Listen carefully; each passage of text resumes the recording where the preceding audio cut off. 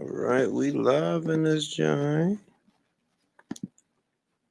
A lot of little different things going on. Two. Let's let the list populate.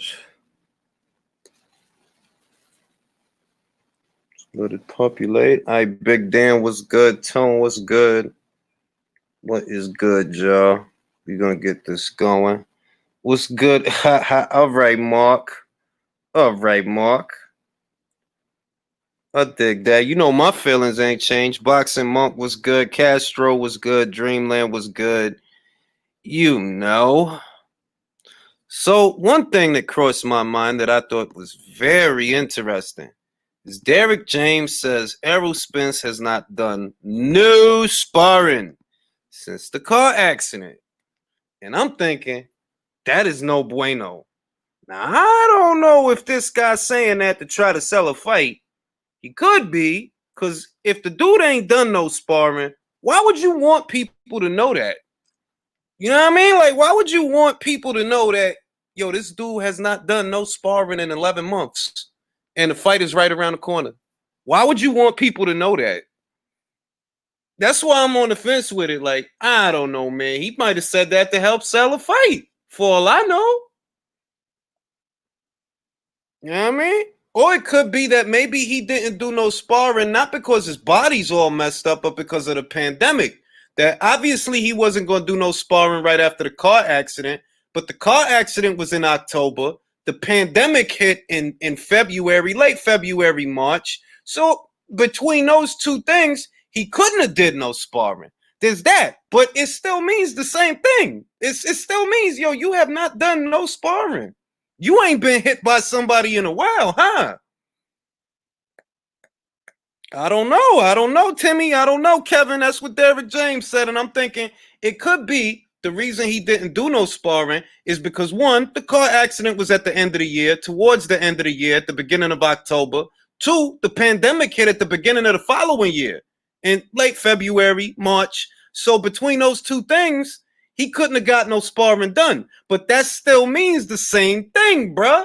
You ain't been touched up by somebody in a while. So if Danny hits you with one of them no-hitter quitters, one of them no-look hooks, it might put you in a different place. This is going to be very interesting. Very interesting indeed. Does it affect Errol Spence? I don't know. You know what I'm saying? Is anybody surprised that the Gary Russell Jr. fight fell apart? Oh, God, I told you, that dude is full of it, man. All that dude is good for is talking a good one in interviews. That's it. That's all he's good for. Other than that, that dude, like, bro, and the writing was on the wall because it's like, even if Al Heyman was protecting Leo Santa Cruz from you, and I believe that he was, but even if he was, it's two other belts you could have went after, though. So you can't make it all about Leo as if Leo was the only fight for you to have at 126. If you ain't chased them other guys, it's because you ain't want to. And if you was fighting once a year, everybody seen the same interview I did. Even Dan Raphael said it. They're like, yo, Gary full of it, dog. When I asked him about fighting once a year, he said he cool with it. Like, he don't mind fighting once a year. Then don't act surprised then when nobody think you important. Because you ain't got no buzz. This, like, you got a belt, but you ain't got no buzz.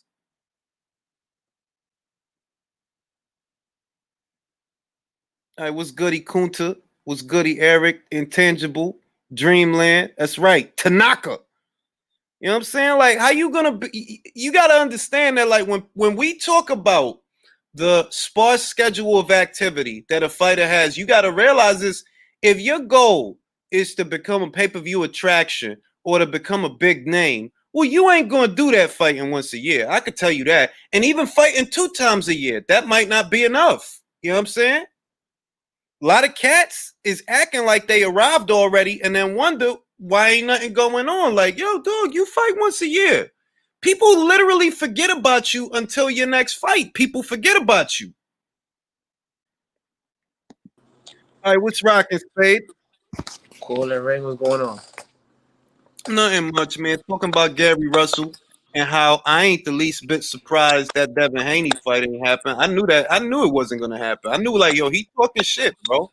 He talking shit. He not gonna take that fight because that don't even make sense to me. It don't make sense, and really, if you really look at it, it's really a shame on Gary. I'm gonna tell you why. Not to add on to the reasons that you already gave, right? It makes no sense for a guy like Gary, who's been in the game way longer before Devin Haney, and it's Devin Haney offering him a fight. Word. You know what I mean? Like, as long as you've been in the game, as long as you've been champion, and it's a guy like Devin Haney who just popped up on the scene, and like the fight is bigger for you than it is for him, really, because Gary hasn't done nothing since he's been here. Word. And there's more upside to Devin Haney. You're on your way out. So if you don't get a big fight now, it might never come, and your career was just a waste then. Bro, he should retire. If like it's either you should retire or do something drastic, because like I said, you got to think about how it looked, bro. You're talking about 1.5 million for Devin Haney, right? You could get that kind of money fighting Josh Warrington, bro. That's why I never believed it. Like, hold up. So you gonna go up 2 weight classes for 1.5 million? That's not a lot of money. But then again, you know what I say to myself? It's like, then why are you here, right? Hey, what's going on? You hear me? Yeah, I can hear you. Go ahead, Joe. You. I didn't mean to cut nobody off though, but like back to the Errol Spence with the sparring, right? Like I used to compete in the amateur circuit, right? And then like I'll be off for like months, almost years at a time. And then like when I come back, my biggest challenge was getting in shape. Like the timing and shit that you had to worry about, that come back like a week and a half, came right back. All the timing and all that shit, like it was a little rusty at first, but that'll snap right back like a week. So like my biggest challenge was to get in shape. That was it. So I don't know about that. I'll say this because it don't have to be. I was thinking about it like, you know what? It don't have to be that he was so messed up that he couldn't spar. What it could be is that, well, obviously he wasn't going to spar right after the car accident. It ain't like he had a fight sign and then the pandemic hit. So that kept him out of the gym because it wasn't no gyms open for a time. So even if he was cool to spar, he still wouldn't have been able to. Right. The downside. He's supposed to be sparring like this like a year coming up, right? Right? Hold on, your signal going in and out, bro. Your signal going in and out. It's freezing up. You hear me now, or is it still doing it? I hear you now. Yeah, we talking about like he's supposed to be sparring for the first time like on Monday, right? Coming up. Yeah.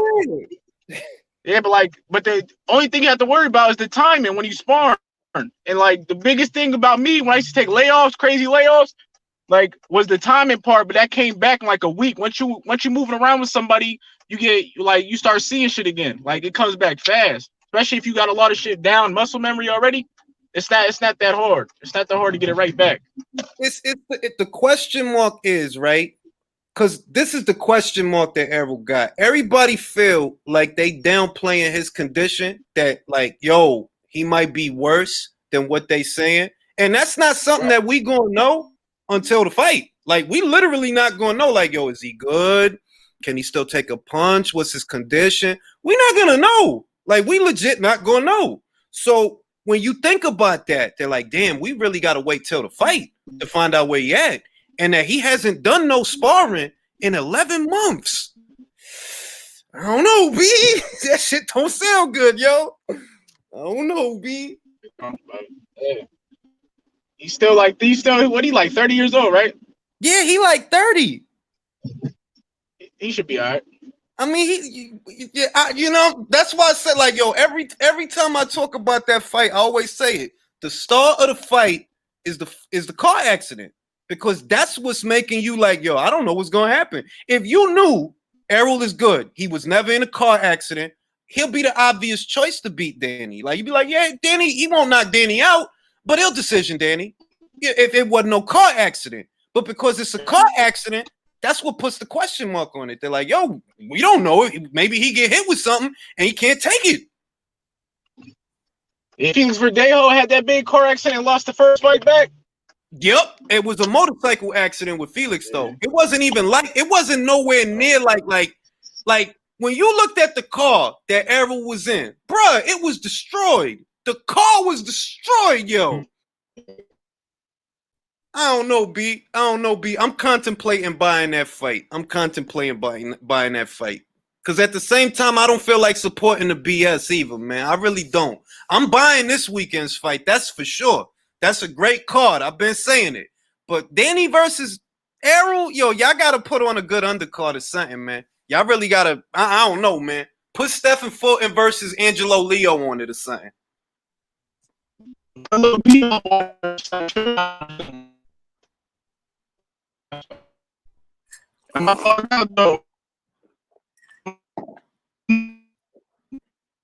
Signal going in and out, bro. It's freezing up. It's freezing up. Shit, we going to see, man. But I heard that.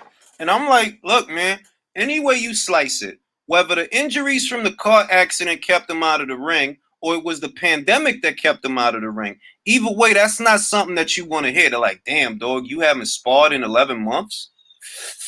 All right. Yo, in my opinion, brother, and yo, thanks for having me on. Long time. Thanks for having me on. But yo, in my opinion, Errol Spence versus Danny Garcia, the entire intrigue of the fight is, as you said, the car accident. Without the car accident, Danny likely gets stopped. He likely gets washed. From what I've seen of both fighters, especially at 147 pounds, Danny would probably get stopped if Errol was not in the car accident. The biggest intrigue, the reason I'm going to buy the fight, I buy all fights, I'm not going to lie. But the reason I really want to see this fight is because of the results of the car accident. Does Errol Spence still have what it takes? That's my question. That's legit. Like, think about it this way, right? You got to look at it, and it's not like, oh, I'm just going to shit on it for the sake of shitting on it. Like, oh, it's a PBC card, so I got to shit on it. No, I ain't shitting on it. Like, I'm saying, look, this weekend's card is a good card. Why? Because you got a unification fight on it, and you got a genuine, I don't know what's going to happen fight with Sergey and Jamal. Absolutely. That's a pay-per-view card. But Danny and Errol, the only question mark with Danny and Errol is, yo, did the car accident mess him up so much that Danny might beat him? That's literally the selling point. If not for the car accident, the natural choice would be Errol Spence to win. Whether you think he knocked Danny out or you think he decisions him, that would be the natural choice if not for the car accident. D, what's good? What up, Jay? What's good, everybody? What's good? So when I'm hearing that he has not done no sparring, it could be that the injuries he sustained kept him out of the ring, or it could be, well, it wasn't the injuries so much as the pandemic. The pandemic kept him out of the ring because no gyms was open. So even if he was cool to spar, he probably couldn't. Listen, I don't care what the reason is, not sparring for that long. That's not good for a boxer. I mean, look, James Toney, he had terrible diet habits at times. He wasn't the most dedicated guy to road work, but that guy sparred a hell of a lot, and that's one of the greatest of all time, whether you love him, like him, or hate him. He's incredible, and one of the biggest reasons is because he sparred a lot. If you haven't been taking punches, and the last action you had was taking your, doing cartwheels down the boulevard, I don't know, brother. Yeah. D, what you think about it? Well, I know one reason for sure he couldn't spar was because he had to wait for the post to heal in his mouth so that they could put the permanents in. So he couldn't do any sparring while they had those temporaries sitting there with the post in there until they heal. So he had to wait until they put the permanents in, and then he could get the sparring. So that was one of the definite reasons why he had to wait. But in a sense, whatever reason it is, you have to wait. I do agree to a certain extent that you got to get the sparring in. But the thing with Spence and these sparring wars, and like, this is what I say about the questioning of whether he's going to be ready or not. So, and I'm sure Julius probably talked to some guys too. And as a matter of fact, Boom just stepped up here. He's also a fighter, right? I've talked to UFC fighters, Boom, and boxers as well, like talk to them personally. And you get a lot of those questions answered in a real good sparring session. Even though it's the 16-ounce gloves, and you got to think, Spence said this too, and his camp said this too. They're not holding back in sparring, so he's going to spar like he usually does. And guys, he spars against fucking light heavyweights and fucking super middleweights, shit like that. So he's going to get a lot of those questions answered in sparring for sure. So we kind of got to look at it like that. Get the first few sparring sessions up under him. And those wars that they be having, he's going to get his bell rung. He's going to get knocked around. And I think that they'll get a lot of questions answered. That's just my thoughts on it. I'm gonna pass it to Boone after this. A part of me is like, why would Derrick James say that though? That's sensitive information. You feel me? That's sensitive. Like, if that's my fighter, I ain't gonna tell the world he hasn't sparred in 11 months. I don't need them to know that. So a part of me feel like it's marketing. Like, why would you tell everybody that? You trying to fight? Yo, he could be selling an angle. That's definitely that's definitely an angle he could be, like you said, throwing out. You know what else? You know what else it could be? My bad, Bobby. You know what else it could be, Jay? Mental warfare, like fucking around with the other side, like, oh, he ain't sparred. You know what I mean? He ain't getting no sparring. Yeah. You know what I mean? Mental warfare, yeah, mental warfare. Boom, what you think about it? As a former amateur fighter myself, the biggest problem that's gonna come with not sparring is not only his timing and reflexes is gonna be off, but it's the conditioning to go those rounds and throw punches. And if you tell somebody, if I gotta fight Boone in October, right? And Boone found out, yo, Julius hasn't sparred in 11 months. Boone gonna hit the gas. He gonna hit the gas like, oh, word, you ain't word? Okay. So 1,000%. I'm gonna up the tempo on you. I'm gonna up the work rate. And that's why when I heard it, I'm like, why would Derrick James tell everybody that? Like, that's sensitive information. If anything, you don't want people knowing that. What if Danny, because you know Danny don't got a high work rate. Danny don't got a high work rate. It's a setup. He could be setting him up. He's eating, sleeping, shitting, pissing, walking, talking, boxing right now. And I don't see Danny doing that. Now, I get it. The sparring part do play a factor and all that. I understand that completely. But returning to the accident, we didn't hear no head trauma. No severe head trauma.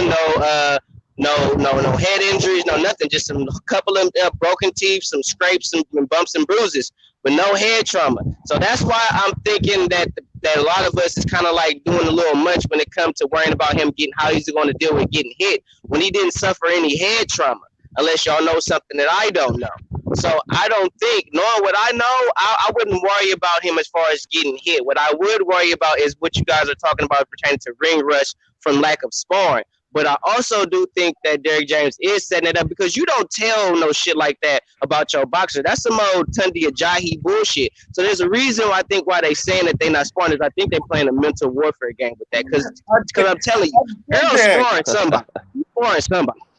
I dig that because I'm like, yo, look, man, if this is my fighter and I'm training him, why the hell would I want to go to the press and tell him, yo, he ain't sparred nobody since. This is the first sparring he going to do. I'm like, how does that help your situation? Like that, like I don't understand that. Like nah. Whether, and it's the funniest thing because car accident or no car accident, that's still not a good thing. So why would you tell people that? Ain't no reason for you to tell people that unless you selling the fight. Now, if you selling the fight, then I will understand you saying that because you want everybody to be like, damn, Spence ain't sparring in 11 months. Shit, then he might knock him out. I gotta buy this one. Two birds with one stone. You promoting the fuck out of that shit, and you sending a false message to the other side, like mental message. Because if Danny, like, say what you talking, Jay, and he go in there, and we know Danny ain't really, he don't put out an output like that, and then he go out there and he give a high output and gas himself down a little bit. Spence gonna keep coming, bro. Ever since after that accident. When he did that interview with Brian Costas, you could see Spencer's jawline starting to chisel up, right? And the man said he been hovering around 160 to 165. I believe that because if you look at him on not all that 185, 190 shit. So you send that message out there, you get it out to the media, you get people believing that shit. If that gets into the head of that other camp, bro, that could be detrimental. Because he's thinking, oh, this guy is going to be like this. And then he just comes in there with, Spence is a fucking dog. He keeps coming and keeps coming and keeps coming. Then he going to see it gas himself out and lights out. But that's why when I looked at it, I'm like, it's two sides to that coin. If you tell a guy that don't normally go out there throwing a lot of punches, well, this cat, he ain't sparring in 11 months. All of a sudden, this guy that don't have a high work rate, he might want to up the tempo. Why? Because you haven't been hit in 11 months. You got at minimum, you got ring rust. At minimum. With car accident or no car accident. Take the car accident away. When Nicholas Walters was on the couch for a year ahead of the Lomachenko fight, I said, that ain't good. You can't come off the couch to fight somebody like this. This dude moved too much. You got to be sharp. You got to be razor sharp. So just a year or close to it of not doing nothing, that's already bad. Why would you go to the media with that unless you selling a fight? That's the only way I see it. Like, bro, you selling a fight, bro. You selling a fight. I don't know if I believe you, dog. Like, you selling a fight. Yeah. They got to sell an angle. Got to get as many pay-per-view buys as possible. They got to get that bread in, dog. Now, I've been seeing all this talk from Tyson Fury, right? And I'm like, bro, I'm just tired of that shit. Like, dog, if you don't care about belts, then vacate yours, bro. Don't tell him to vacate his. Vacate yours. If you so about the super fight, get out of the Wilder fight because we've seen it 2 times already. Get out of the fight and you do that. Stop don't tell AJ to do that. You do that. Tyson Fury has never defended a title from a sanctioning body ever. Ever. His look, and if he really felt that way, if he for real felt that way, I could accept that. If you say, I don't care about alphabet titles, I'm the lineal champion. If you like meant it, then I would accept it. But I know you don't mean that because look, now that Dillian Whyte is not your mandatory, you don't vacating no more. When he was the mandatory, you was told like, yo, I'll vacate this title in a minute. This ain't nothing but rubber and metal. But now that you don't got to deal with that, or now you don't really want to vacate. If anything, give up your belt. You give up your belt. Bro, when Povetkin landed that up, bro, oh man, I knew Fury was gonna spin some shit, bro. I knew it. Yo, Jay, you already know I'll be advocating for this dude right here, right? So I got this little segment, this you idiot segment. I had that motherfucker on there for those comments. Even though I advocate for Fury, that's my guy, I had to put him on that shit. Because I'm like, bro, come on with that dumb shit. You don't demand this dude to drop because I'm not questioning his ability to box. I'm not questioning his resume. I'm just saying that for the shit that you saying about titles don't mean shit. All right then, vacate yours. You got one, vacate it. Big K was good. Good evening, all. Yeah, I think Fury is just kind of just putting it out there that, at the moment, what he's saying is that he wants to allow everyone else to kind of do all the work for him. And it's always been the case with him. I mean, I agree with that. Like this has been my contention about Fury the whole time, right? 1, you're under contract. 2, that your promoter is pushing for your stablemate to have a fight. Pulev is a stablemate. That's your guy, right? And your promoter, Bob Arum, is pushing for your stablemate to have a fight. So this is the facts. So if you take that away from all the bullshit that Tyson Fury talking about, it's like, bro, why you trying to act like you want this fight more than him? No, you don't. You already know what time it is. If you said you was gonna make a comeback with or without Wilder, right? That's what he said. With or without Wilder. He said that, and Frank Warren said that. So why you fronting like you can fight Anthony Joshua this year? You know you can't fight him this year. The only reason you want to fight that man is for that paper. And the money for that fight is not there this year. Now, next year that money's there. But you talking about this year. Like, yeah, let's just skip the mandatory. Just drop the WBO. Bro, get the fuck out of here, man. Stop selling those tickets, bro. Now, Jay. Now, I had Fury on the You Idiot segment and all that, right? But let's be fair. Eddie Hearn, prior to Fury coming out with this shit, had already spoken about dropping that belt. That's just a fact. And look, to your point, Anthony Joshua talked about dropping the belt. That's all I'm So saying. It's not like they didn't discuss dropping the belt. he So, you know. Yeah, but that was only because of that's only the only reason why he would drop the belt is because the titles. We start again. The only reason why we drop the belt is because if the fights were to happen the way that we want them to, the potentials of it would be longer. So what he's saying is that dropping the belts now isn't in his plan, because obviously he wants to go for undisputed. That's always been his plan. So from that point on, a couple of months ago, they talked to Anthony Joshua about it. They asked him about it, right? And he said that it's something that could happen. You understand? It could happen. But my whole thing is, for Fury telling somebody else that belts don't matter, that he don't need another rack of belts. If you don't need another rack of belts, bro, then drop yours. Problem solved. Drop yours. Not even that, Jules. It's the fact that he chose to fight Wilder before Joshua. It wasn't like he didn't receive an offer to fight Joshua before he fought Wilder. Fury said himself that he felt that Wilder was the easier fight of the two. So I feel like with that, he already made up his mind on what was the better opposition for him to take, given the situation. And if he really didn't care about just the belts and he cared about fighting who was considered the best, he would have fought AJ at that particular time, which he did not do.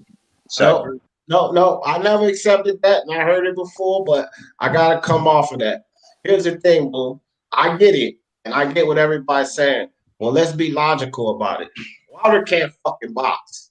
He can't box. So if you're coming off a fucking fat ass drug-induced fucking layoff, you probably don't want to go jumping in there with fucking Anthony Joshua. You just probably asking to get beat up. So if you're looking at that and you weighing your options, what would it have really meant for Joshua if Tyson Fury comes off the couch like that and he beats him? If he beats this Tyson Fury now that's already beaten fucking Wilder, comes with the WBC, already conditioned himself, then that makes way more of a statement than him just beating fucking Fury coming off the couch. So the better avenue was Wilder in that situation. I'm not in disagreement with that. It's just that, like, I'm cool with you if you said, if it's exactly the way you just said that, look, I'm not going to come off the couch for Joshua. That's suicide.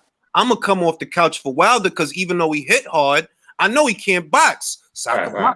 I could accept that. I ain't going to be mad at that. It's the perpetrating. That's what gets me. It's the perpetrating. Don't act like Joshua and them don't want to fight you, dog. Yeah.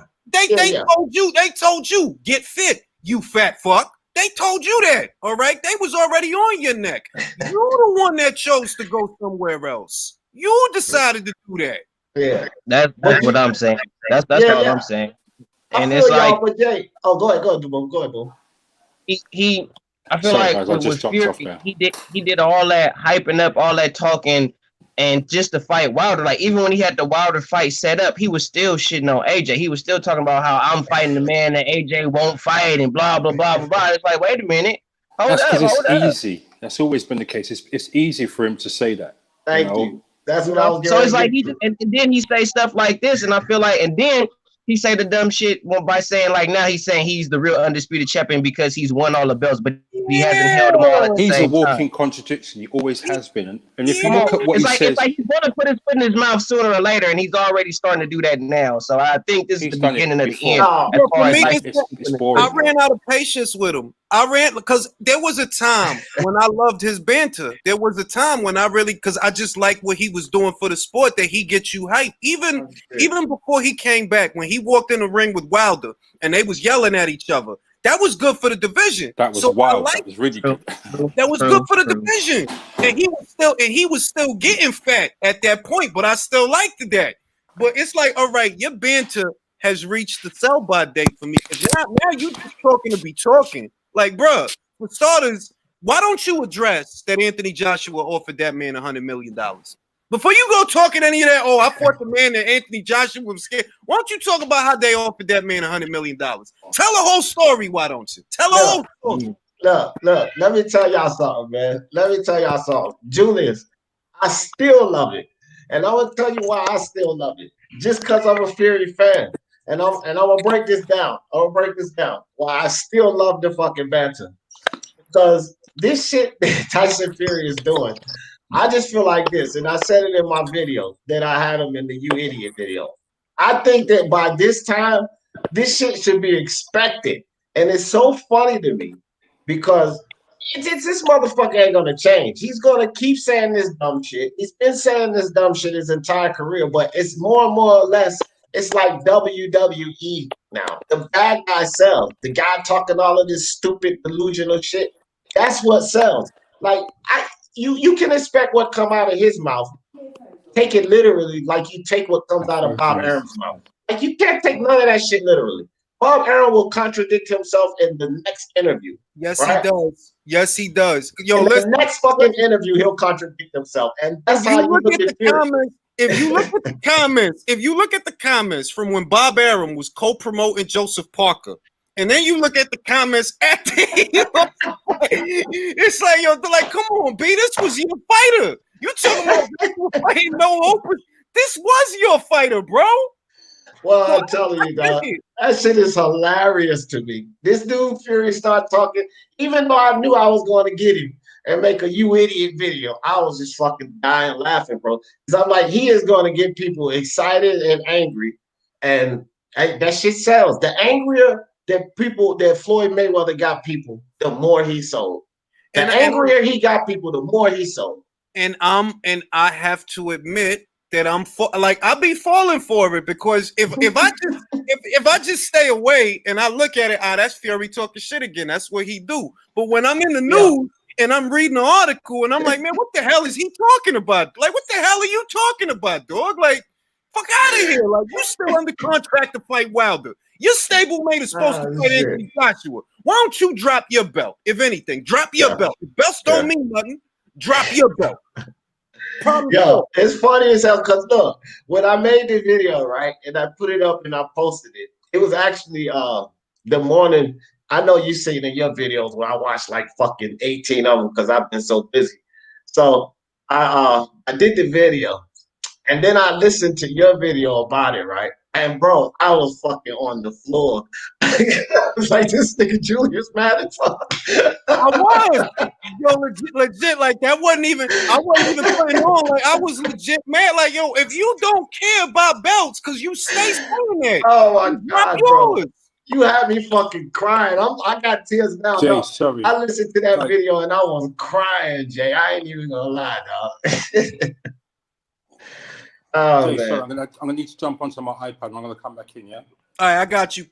But yeah, man, like I was legit mad because I'm like, you do stay saying some shit. If you don't care about belts, then drop yours and problem solved. But you know what it is? If you drop that belt, you are no longer an incentive to Anthony Joshua, because Joshua already said this shit. I wanted Wilder because Wilder had the belt. Now Fury got the belt, so I want Fury. I'm after the belt. You other motherfuckers is irrelevant. I'm gonna get money regardless. Yeah. And that's why he won't drop that shit. He knows, bruh, if it ain't the Joshua fight, then it ain't a money fight. It ain't. You ain't gonna get the same money fighting nobody else that you gonna get for fighting that man. It's all about the Joshua fight. And Fury on the paper chase too. Let's keep it real. That motherfucker chasing paper. He chasing that paper too. So he's not dumping that belt. He know that belt is his meal ticket. You know, he can talk all of that, want to fight the best and shiny little trinket all he want, but he know that belt is his meal ticket. Exactly. He not dumb enough to drop that motherfucking shit. Admittedly, though, Anthony Joshua and Eddie Hearn is after that paper too. Ain't nobody naive over here. They know the value of that fight, and they know this year is not the time for that fight. It's not. But it's next year the time for that fight. I'll go as far as saying the earliest we can expect to see that fight is late 2021. No, not even June. Late. You don't think so? I don't think so. I don't think so. He said getting that fight next year. I don't think we're getting that fight next year. I'm thinking maybe in the next 2 years. If it comes in the next 2 years, I don't want to see it. If it don't come next year, it's like fuck it. I feel like fuck it. I seriously feel that way. If it doesn't I think if it takes too long, Fury fans will argue that he wasn't at his best at the time. there's going to be all sorts of excuse when he gets knocked out. I'm gonna say the earliest, and I say the earliest because, all right, Usyk still got to fight Chisora, right? Then he got to beat Chisora to go into the Joshua fight. Joshua got to fight Pulev. That's this year. Then Joshua fights the winner of Chisora versus Usyk early next year, and then maybe if we're lucky, we get Fury versus Joshua the end or the middle of 2021. That's the ideal pecking order. Now, what does Fury do if he beats Wilder for a third time? I don't know. Maybe he give Tom Schwartz a rematch. I don't know. Yeah. But he going to have to do something. Maybe he do a WWE appearance. I don't know. I think that's what he's going to do. I think he's going to go fuck around over there. He might fight another Safari or some shit like that. But I think that WWE money is where he's going to go in his spare time. Because he's been talking to Vince, often. Yeah, he was calling out Drew McIntyre. Yeah. Calling out Drew McIntyre. I already knew, like, bro, if you don't fight Wilder before the year is out, he'll do a WWE thing with Drew McIntyre. Either way, he gonna get money. I'm not mad at him getting money. I just get mad at the fake shit. I don't care if you want to make money. Like, make money. I just get mad at the fake shit. Like, bro, cut that bullshit out. You know you don't want to fight Joshua this year because then you're gonna sacrifice all the money. Shit. I love it, bro. I ain't even gonna lie. I love it. Every time he says something, like the shit he said about dropping the belt with Dillian Whyte, I was laughing, bro, because I knew it was gonna excite people. And it's like every time he says something extremely stupid that is delusional, it incites people. Like, it incites. I'm gonna pass this question to everybody. Hold on, Bobby. Hold on. I'm gonna pass this question to everybody. I want to go around the board with this. Let's just say that Dillian hadn't lost the fight and he was still the mandatory. What do you think Fury would have done in that situation? D, I'm gonna start with you. I think he was selling wolf tickets. I think he would have fought him. You think Fury beats him? Yeah. All right. South London. What do you think Fury would have did in that situation?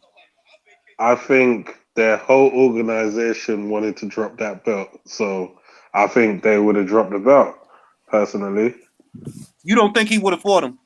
Not at all. Like, what you have to understand is prior to that loss, they were looking at the form of Dillian Whyte and thinking, nah, like, that's going to mess up our money.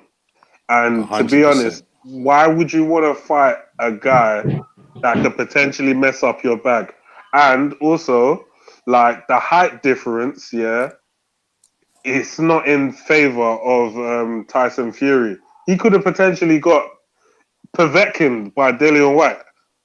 So I don't think they wanted that fight personally. All right, Big K. Let's say, I don't know if you heard the question, but let's say... I missed it, sorry. I got you. Let's say Dillian wouldn't have lost the Povetkin fight. Let's say he was still a mandatory right now. Do you think Fury would have fought him? 100% not. There'd be no way he'd have fought him. He didn't want to fight him. You could see that from before. All of the talk before was that he didn't want to, he would drop the belt. And you could see as soon as he lost, how quickly Frank Warren jumped in and was like, "There ain't no title now, ain't no mandatory now." Yep. He was really happy, and you could see that there was no chance that they wanted to fight him. For whatever reason, he saw something in Dillian Whyte that he didn't like, whether it was his style or the fact that he was quite aggressive, or whether it was before all the arguments around what happened within the sparring, whether that, he did something to him in sparring. He wanted. He made him cry in sparring. Yeah, he wanted no part of that pie at all. I'm gonna pass it to Mark. Mark, you know the question. Do you think Fury would have fought him? No. You don't think he would have fought him? No. I think he was going to hold on to the belt until they called the shit. He was going to get stripped and say "fuck you." He wasn't actually. I don't think he was going to vacate. I think he was going to wait for them to strip him. That way, it's easier for him to then say, they didn't want me to get it. They didn't want me to get it. They didn't want me to understand. No, that way it puts them in a rougher position, having to strip him. That's true. It puts them in a very rough position. So they may do something else or order some type of other thing. He might have put them in between a rock and a hard place. I'm gonna ask Boom. I don't know if you heard the question. It's the question. Let's say Dillian wouldn't have lost the Povetkin fight. Let's say he was still a mandatory. It's 2021. WBC orders the fight. Does Fury have it? Does he vacate? He vacate. He don't even want to fight Povetkin. All True. right. If Povetkin beats Dillian Whyte the second time, and if for whatever reason AJ beats Pulev, and if the WBC mandates him to fight Povetkin, I promise you he gonna duck, run fast. He don't want to fight him. Povetkin wasn't part of the plan. I remember he said he only wanted to fight Wilder, AJ, possibly Whyte. So now that Whyte is no longer really in the picture as far as Tyson Fury is concerned, and if Povetkin beats him this second time, you don't want to fight no Povetkin. All-In gave him a problem. If Otto Wallin gave him a little bit of an issue, what you think an experienced Alexander Hungry Povetkin gonna do? That's true. That's true. But then also, yeah, just like you said, yeah, there's an order of how he wants to fight people. And Dillian Whyte has to be last on that list. He doesn't want him on the road to undisputed. That's true. So I think he would fight him, but not now, because he can derail undisputed for him. That's true. It's the same thing as Crawford and Spence. Sorry, Yeah, which one did you say? Which one did you say? Sorry, was going to be would ruin it. Dillian. He don't want to fight.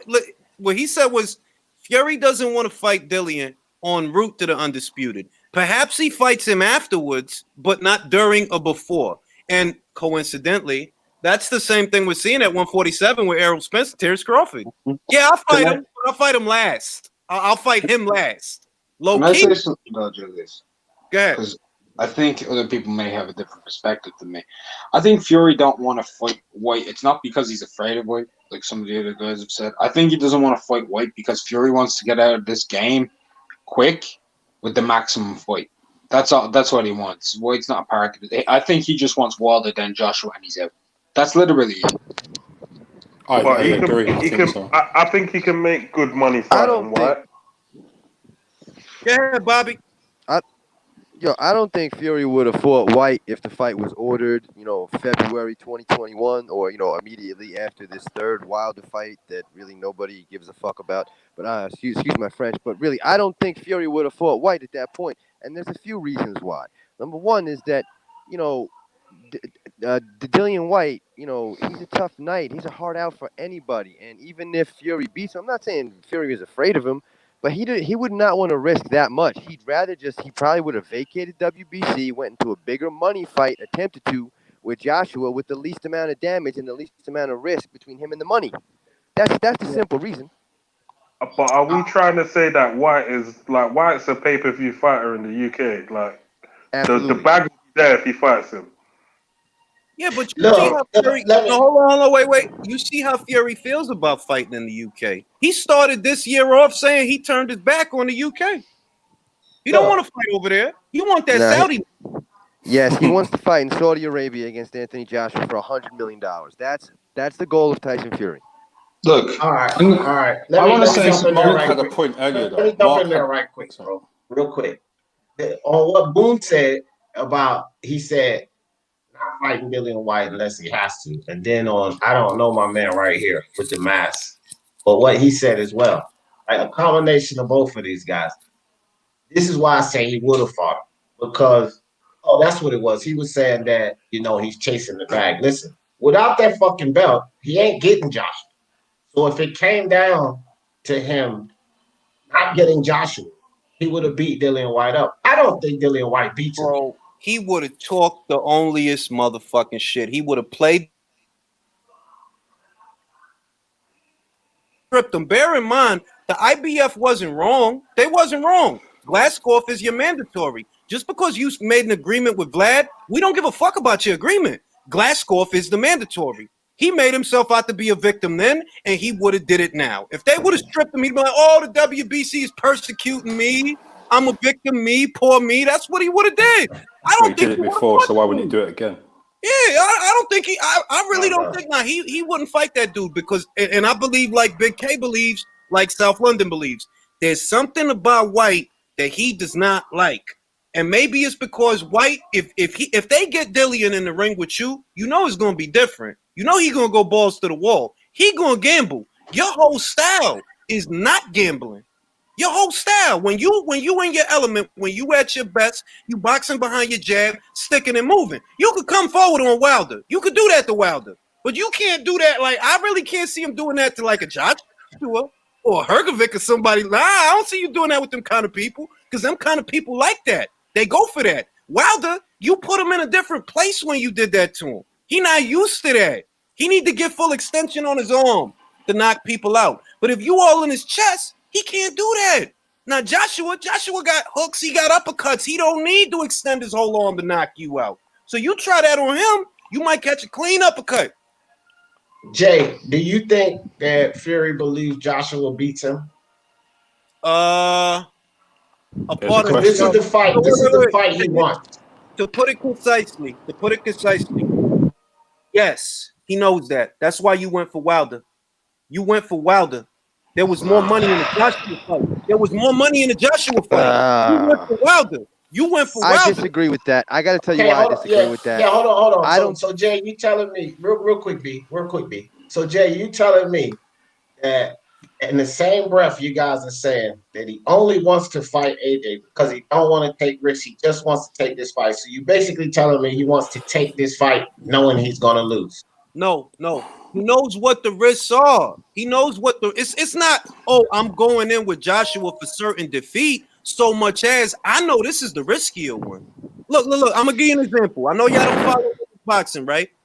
Real recently, Michaela Mayer told Maiva Hamadouche, I'm going to save you for last. You know what you're doing. You know what you're doing, Michaela. You could beat Eva. You could go in there and beat Eva. You could beat both the Evas. You could beat the Korean girl. But you're going to save that French girl for last. Why? That's the risky fight. That's the risky fight. Humi is going to be a good fight, though, for her. All right. Listen, I can agree with that. I thought you said that Fury didn't think he could beat Joshua. Now, I do think that he had more confidence to beat Wilder, and he looked at that as the easier, lower-hanging fruit, so to speak. But I don't think he was afraid. I don't think that Tyson Fury is afraid of Anthony Joshua. I don't think any boxer that steps inside the ring, doesn't go in there with the confidence that they could win, especially at a world level. Did Tyson Fury? It ain't fair like he crying in the bathtub with the shower on. It ain't that kind of fair. But it's knowing that like, yo, this fight is gonna be different. This one, I could lose this one. Not I'm gonna lose this one. Let me just get out of it. No, I could lose this one, yo. He knows that Joshua. He knows, like all of us know, Joshua has more weapons than Wilder does to win a fight. Exactly. Hey, I think that's the reason that Fury didn't want to jump into the ring with Whyte, because he looked at Whyte as more dangerous than Deontay Wilder, because Whyte has more, but you got to think, we forget that. Go ahead. But we forget that Dillian Whyte did go to war with Chisora twice. That's true. You know what I'm saying? And that's a guy that gave Tyson Fury problems. Because Derek Chisora did give, if you look at those two fights, Derek Chisora did give Tyson Fury a little bit of an issue. And if Dillian Whyte went to war, you got to think. No, I want to correct. If I fought DJ, right? Let me correct him, Mark. That's my guy. Because I already know where you're going. But go ahead, Boo. Because I'm going to correct him on that one. Go ahead, though. What I was thinking is, if I fight DJF and DJF give me a run for my money, and then DJF fights Jules, and Jules and DJF go at it, I may have a second thought about fighting Jules, because Jules went at it with a guy that I know that could scrap. So that may play a part in why he also didn't want to fight Dillian Whyte. That's what I was also thinking as well, like over the past week or so. All right, now let me jump in on that quick correction. And I think this is where Mark was going. I kind of agree with your point of view, Boom, but the first fight, he gave him trouble. The second fight, no, sir. Yeah, it wasn't no. Yeah, he beat the dog shit out of Chisora. Yeah, but the first Chisora fight with Fury was a war. That was a very close fight, and I think that Dillian Whyte is a lot better than that version of Chisora. Now let me impart this. Tyson Fury had 2 fights with Derek Chisora. Dillian Whyte had 2 fights with Derek Chisora. What's the difference? Whyte smoked that man in that rematch. Fury. Fucking smoked him with that. That's really my point, though. Yeah, but he was. I want to say. That's my point. Let me just say something real quick. in the second fight, Dillian was actually down on the cards and knocked him out with one shot, right? So he had to get out of jail free. In the second fight with Fury and Chisora, Fury won every round, dissected him, and made him quit on his damn stool. And I'm not taking that away from Fury. If I look at it, look, I'm Tyson Fury, right? I'm trying to get this AJ money. Dillian Whyte keep bothering me. Now, my competitive spirit tells me, yeah, I could probably beat Dillian, but I might go into the Joshua fight banged up, fucking with Dillian. I don't need that. I don't need that. Like, I don't need to be tender. I could beat Dillian, but he gonna rough me up a little bit. I don't need that ahead of the Joshua fight. I need to go in there sharp. So look, Dillian, you're gonna have to wait. We're not gonna do this right now. Maybe we do it after the Joshua fight, but not before. Because I just think this man. I know you're very confident. I know some people are confident that I know some people are confident that Fury beats White, but I'm telling you that fight's way more 50-50 than you actually think. I agree. All I'm saying is I'm getting in the Fury head. I don't think that Fury is afraid of guys. Like that he gonna sit around, he going hide under the bed. Nah, I don't think that. But what I'm saying is like, yo, you know, certain fights is gonna be harder than other fights. You know that. You don't need to be in a war ahead of the Joshua fight. You don't want. Look at Triple G. Look at what he did. He gave up a belt to avoid a war with Sergey Divianchenko. He gave it up. You made a deal. You made a deal with the IBF saying, okay, let me fight Vanez. Let me fight him. And then afterwards, I'll take care of Sergey. And you reneged on the deal. Why? Because you knew Sergey was going to put you through a war. You probably would have won, but you know it was going to be a rough fight. So in order to preserve yourself for that Canelo rematch, now we're going to drop this IBF. We're going to drop it. It's the same shit with fucking Fury. It would have been the same. Like, nah, I ain't going to get into a war with Dillian and then go in there and fight Anthony Joshua. If anything, that's what he wants for Joshua. That's why Joshua got to fight all the top 10 motherfuckers. He got to fight Pulev, then he got to fight Usyk after that. Yeah, because Usyk ain't taking no step aside money. He made that shit abundantly clear. Hey, fuck your couch. I ain't taking no step aside money over here. I do think Usyk gonna get knocked the fuck out. I really think that though. I really think you do for real. No, you think Chisora gonna flip him? Because what against Chisora? Not Chisora. If he makes it through Chisora, and that's not a given that he does, that's the other thing. Chisora's inspired, dog. He got light in his eyes. Like he's inspired, dog. He up for this fight. Yeah. But even if he makes it past Derek, Anthony Joshua not going to sit there and box with Usyk, man. He going to walk that man down because you a little ass man up here, B. You're not a big guy. All I got to do is throw. You can't hurt me. Yeah, but he's technically. Listen, I gotta say something about the second White. I don't know. It's technically sound. It might not be easy as that. Yeah, he won't just walk into him. I've never seen Anthony Joshua be a walk down type of cut the ring off kind of fighter. I think we're going to see that. First off, I think we about to see that with Pulev. If I agree with you, Mark, but I think we about to see that with Pulev. Joshua been talking some real aggressive shit lately. That's the first thing. He has, though. He has been talking some real aggressive shit lately. I think he's going to go for the gusto with Pulev, and we're going to see a new Joshua the way we saw a new Fury. We're going to see a new, like, an angry Joshua, muscle Joshua, motherfucking Nigerian power Joshua. He going to fuck Pulev up. Yeah, like the Joshua we would have saw against Gerald Big Baby Miller, because I think that's what Joshua was going to do to Gerald. He was just going to walk his big fat ass down and pound him. That's what I thought. That's what I thought he was going to do against Gerald. I'm gonna tell you something. He's looking bigger than the Ruiz fight now. He's looking much bigger. Yeah, and that Jarrell Miller fight, I'm telling, and I kept saying this during that fight. If that play Joshua was making with all of that fucking muscle going into that Jarrell Miller fight, that was a dangerous plan. And I'll tell you this right now. It was part of the reason he got stopped by Ruiz. But here's why I say that was a dangerous plan. One, because we know fucking Jarrell was souped up with half the fucking drugs in the pharmacy. But not only that, if you watch Jarrell Miller in the MMA side, that's a durable motherfucker, bro. He's a durable bitch. And at the time, Anthony Joshua was a 7-round fighter. He'd have tanked the fuck out after 7 rounds. And Jarrell Miller just keeps coming. And keeps coming. So that was a dangerous game plan going in there with Jarrell Miller. I think Jarrell has a suspect chin though. I do think he has a suspect chin because when I seen him get punched in the face by Bogdan, he got rocked like socks, man. He was on Jarrell Miller fought a draw with Joey Javeco. Yeah, man. Everybody because and most people don't realize that because that was early in Jarrell boxing career. That like, yo, he drew with Joey. He drew with Joey. Joey's cool, but that's not like AJ or Fury. You know what I mean? That's what I'm saying. Like Joey Javeco, and it's not a knock on him, but his dimensions. Joey ain't but 5'10". He's a little heavyweight. He's smaller than Alen Babic. He's smaller than that guy. He is. Sorry, Jay. Can you put me in the backstage and I'll come back in a bit? I got you. I seen Jarrell Miller. Boone probably seen this too because he freaking follows MMA. But I seen Jarrell Miller take a fucking kick to the head. He got fucked up, back up, feet was under him. My thing is this: I don't give a fuck who you talking punching. They ain't coming harder than them fucking kicks, fam. I'm not. Yeah, but if you're on the, they not coming harder than a lot of drugs too. I will say though. What I will say about taking kicks in, because I've taken punches and kicks. Yeah.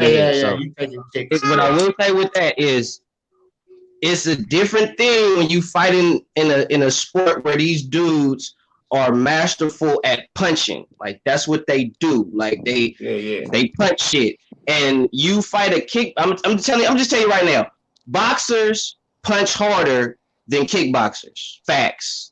And I'm telling you that as a man that has sparred different kickboxers on different levels, and sparred boxers on different levels. Boxers punch harder than kickboxers. They just do. You know what I mean? So, yeah, kickboxers kick harder than boxers, of course. But when it comes to just raw dog just punching, your boxers got kickboxers beat all day long. They not seeing them. Sure. So, for sure. So the certain punches that he was able to take in MMA or even in kickboxing, you can't take them in boxing. Because that's what these but I was talking about a kick move that knocked him down. Right. Not no punch. He got knocked down by a kick and got back up and did his thing and won the fucking fight. So I'm just saying, like, I'm not just gonna say a dude knocks him down with a punch and then he's discombobulated and out of the fight. No, I can't say that because that was what I'm saying about his punch resistance, durability, or just impact resistance. Like the dude, then he taking knees and shit to the body. So again, knees are coming. Like I know you got hard body shots with punches, but you taking knees and shit to the body. He's durable. I'm gonna tell you what I think would have happened to Miller. Miller would have got knocked out, and I'm not saying that shit on some Joshua fan shit. I genuinely believe that man would have got knocked out. Because you don't fight like you don't fight going backwards. You're not a back foot guy. You're not a lateral movement, use the ring guy. You a come forward guy. And you're gonna come forward and eat a lot of right hands. That's what I see happening, what would have happened to Miller. The thing with Usyk is, right? By now you should have had at least 2 heavyweight fights. By now. At least 2 heavyweight fights. Chaz Witherspoon and the Chisora fight I think was supposed to go down in May. So we were supposed to see you already. This delay is hurting you from acclimating. So even if you make it through Chisora, and I don't know how easy or difficult it's going to be, but when I seen the Chaz Witherspoon fight, even the punches and Chaz landed on the arms and the gloves and all of that, they was moving his whole body. His whole body was moving. And that's with Chaz Witherspoon. What's going to happen when you in there with AJ? Hey, listen, Michael Hunter is a more accomplished heavyweight than Usyk at this point, no question. Yeah. Like, honest to God, he got Ustinov, Povetkin, Bacall. I like Michael Hunter.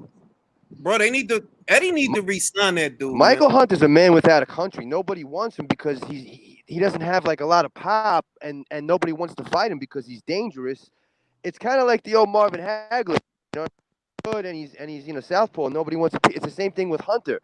Nobody, Eddie got rid of him. Hunter has a better resume than Ortiz. I said it. Yo, that's true. Undefeated Bacall, undefeated Kuzman, veteran Ustinov, drew with Povetkin. At least he ain't getting knocked out. He drew with him. Bro, he got a better resume than Ortiz. Thank you. Yeah, that's true. He made Povetkin look like shit at a couple times during that fight. He was beating him up. Hey Jay, let me ask you something. Whole panel too. Just with your ideas on this, because I've been hearing a lot of people talk Usyk, and I actually like Usyk. I'm actually a fan of Usyk. But my thing is this: lot of people are making so much of an assessment on Oleksandr Usyk before this Chisora fight. I'm just like, you gotta see. I'm almost with Usyk in this Chisora fight as I am with Spence in this Banning fight. I have to see this man take punches. Now, we talked about Chisora, right? And he was basically beating Dillian Whyte until he got caught. One thing's for sure, two things for certain. Usyk Hang ain't on. nothing like Dillian Whyte. He's not getting that one punch knockout on Chisora, right? So why are we making all of this assessment about Usyk and Joshua before we even see him get past just Chisora? Because if he gets knocked out by Chisora, everybody talking about what he'll do to Joshua. That's just going to be eliminated. They're not going to be talking that shit no more. Yo, let me say something about that right quick. Listen, I agree with that. I want to see Usyk fight Chisora or someone, that can really punch, that's a full-blown, full-bodied heavyweight, somebody dangerous, you know what I mean? But hang on a minute. That second fight, in my opinion, with Derek Chisora and Dillian Whyte, yeah, he went to war with Derek, but I kind of saw him kind of bringing him to the deep water, letting him get a little bit gassed and capitalizing. That's kind of what I saw. I'm not saying that it wasn't a close fight. He might have been a round or two ahead on one of the judges' scorecards.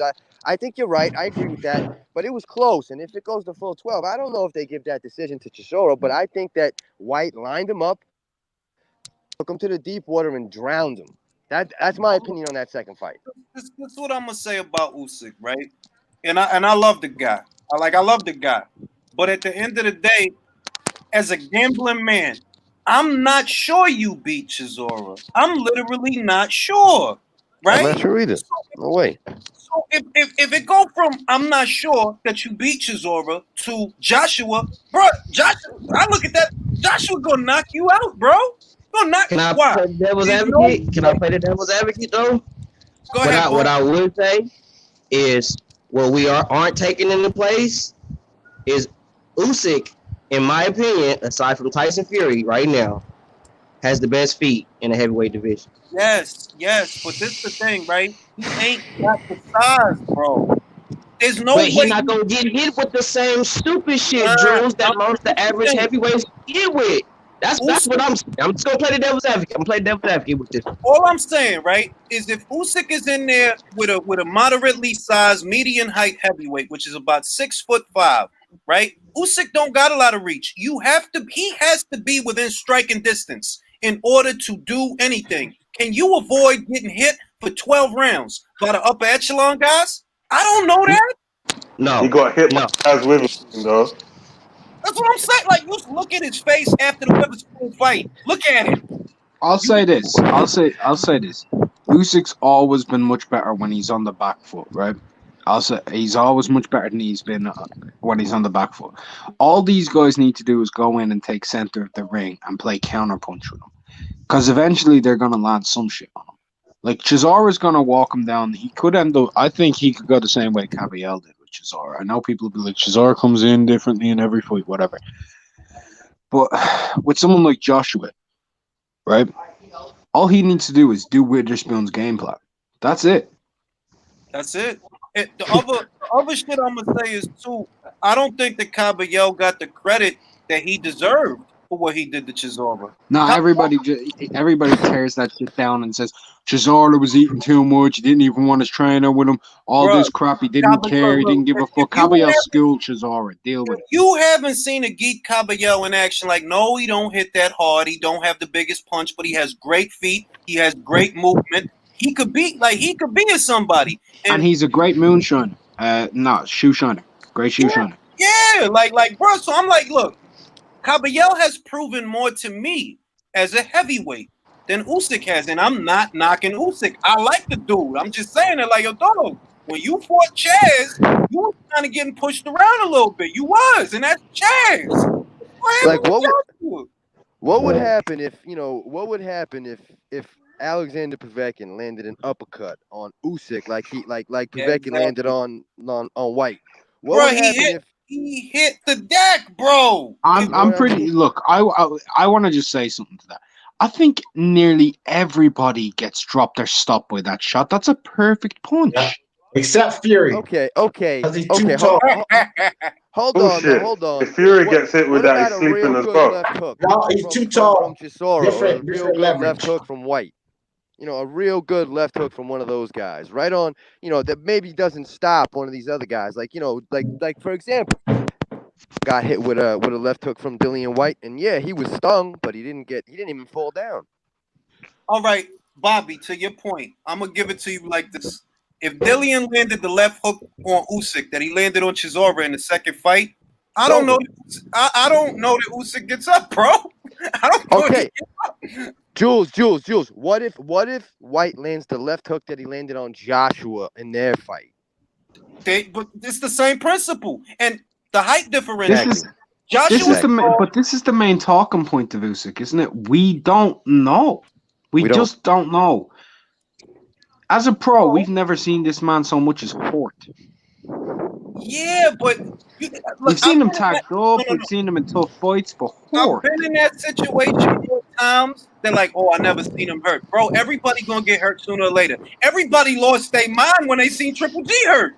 We got hurt to the body, but it's gonna happen, bro. That's one thing that I know. All these guys that quote unquote, I never seen him hurt, bro. One day you will. That's a matter of time. So I don't care about that. Like I know at some point I'm gonna see Usyk get hurt.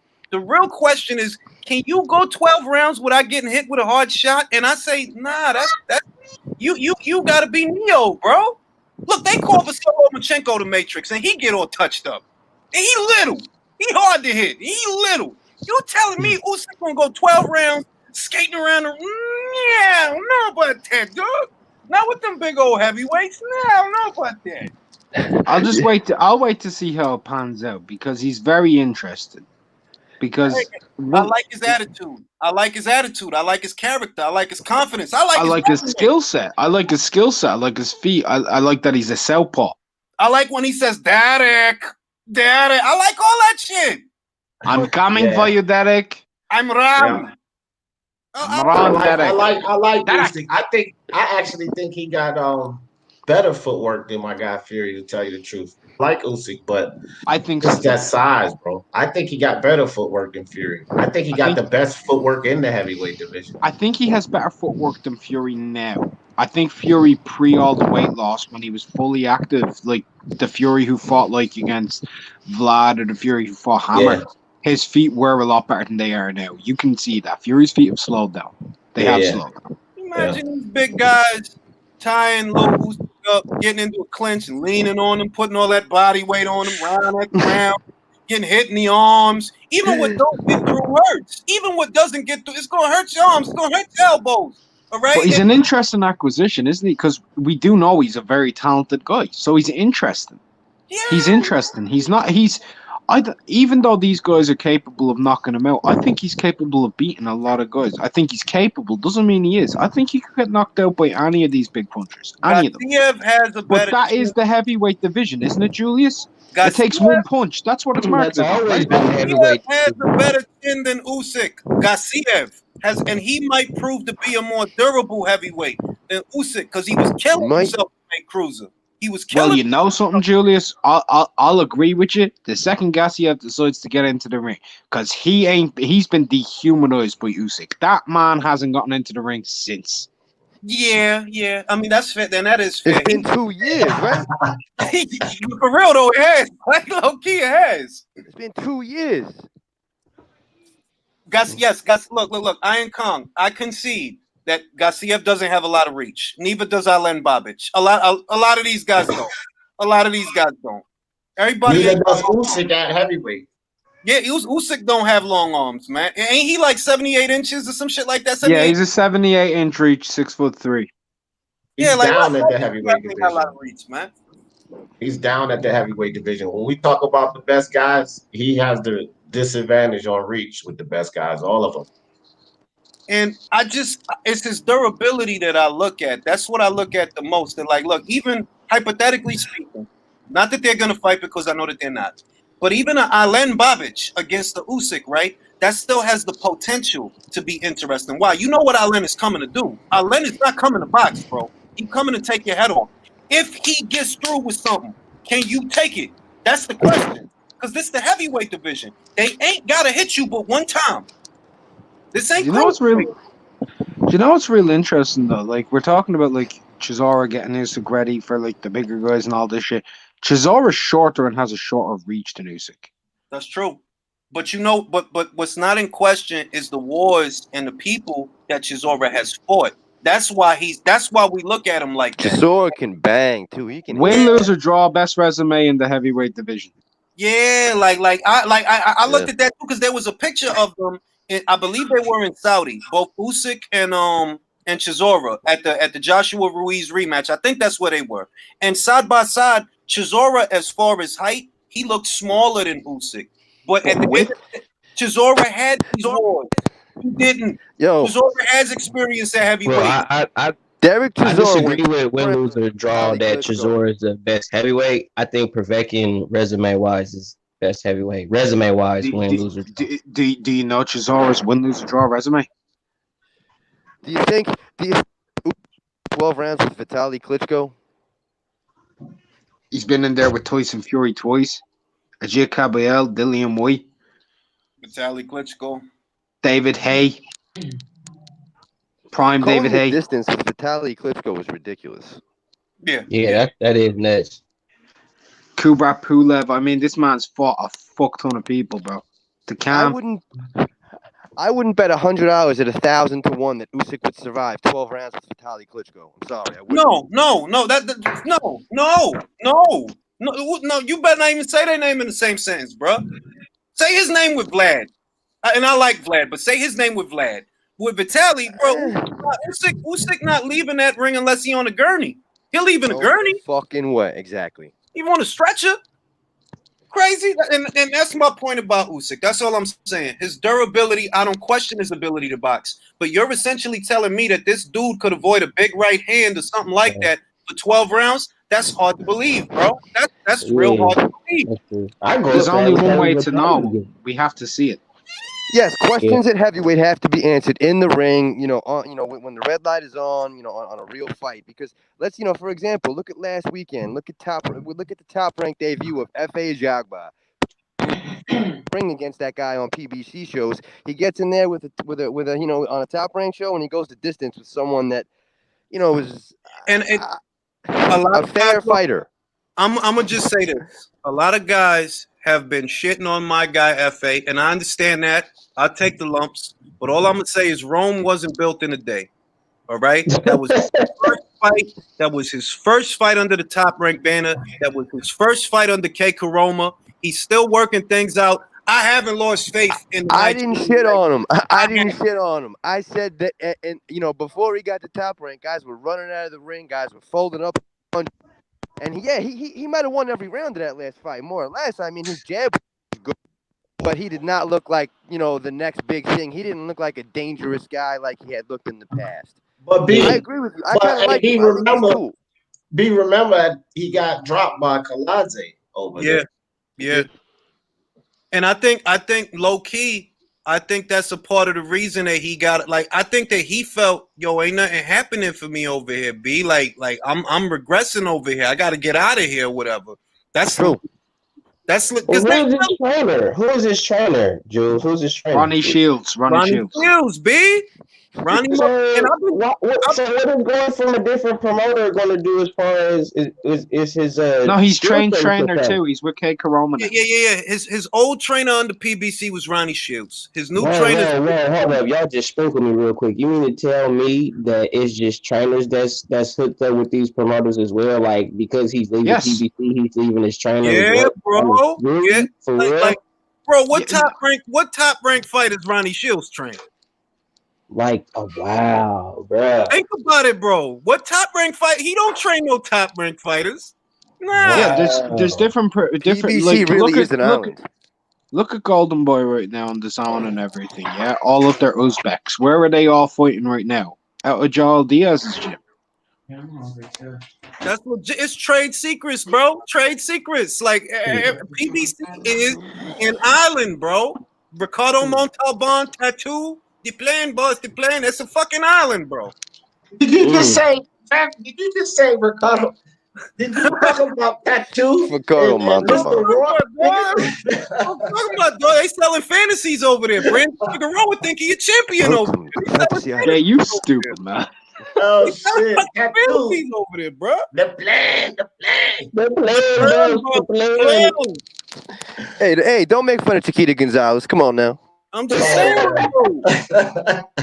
All that shit is fantasy over there. Like, and I think ultimately it's too soon to tell for FA because FA don't got that many. He don't even got 20 fights yet.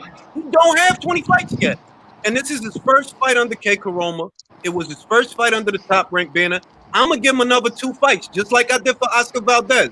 Oscar Valdez went to Eddie Reynoso. He came out, he looked like shit. Like, all right. I think he came out one more time after that. He looked like shit again. All right. So you just shit. So Miguel Bacelta's just going to beat the shit out of you. All right. Can I say one thing, though? Can I just say one thing on Effie, right? I genuinely believe he injured his hand or his bicep in that fight. I really do. Because he was doing well, and then after the 4th round, he stopped throwing his right hand. He was doing fine. He was dissecting him. Listen, his jab looked good. The jab was looking good, yeah. When he was landing that straight right, it was hurting. But as the rounds went on, it got worse and worse. And with his arm, he just stopped throwing that right hand. And then the other thing about it is, the other guys like that he's fought against or whatever, like Kajana was just a boring fighter. Yeah, Kaladze dropped him, and that was just him getting too overzealous, whatever. But when you look at a fighter like Jonathan Rice, he kept his arm up the entire time, keeping maximum distance, and not really throwing much for a lot of the fight, which makes that fight way more awkward and difficult than just, you're not going to look good.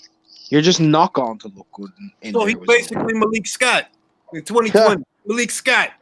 That was the world's fattest Malik Scott, mate. I take it though. Like I'm not, like I say, my thoughts on FA. I'm not overly critical. I need to see another fight. Rome wasn't built in a day. FA ain't gonna be built in a day. I need to see another fight. Let's see FA Ajagba versus Bogat Dinu. Let's see that. I'm gonna throw a name out there that ain't been said in a minute. I would want to see either F.A. Ajagba or even Usyk fight Fast Eddie Chambers. I wouldn't mind seeing. He's tired. He retired? Yeah. He's still training to get fights. That's what when I was watching Coach Anthony. He's still talking about he's a pro fighter and all that. Like, he's still looking to get fights. Chris Bird's still looking for fights too. All right, so I'm gonna piss some people off right here. Yeah, y'all know how I do. I like that. I'm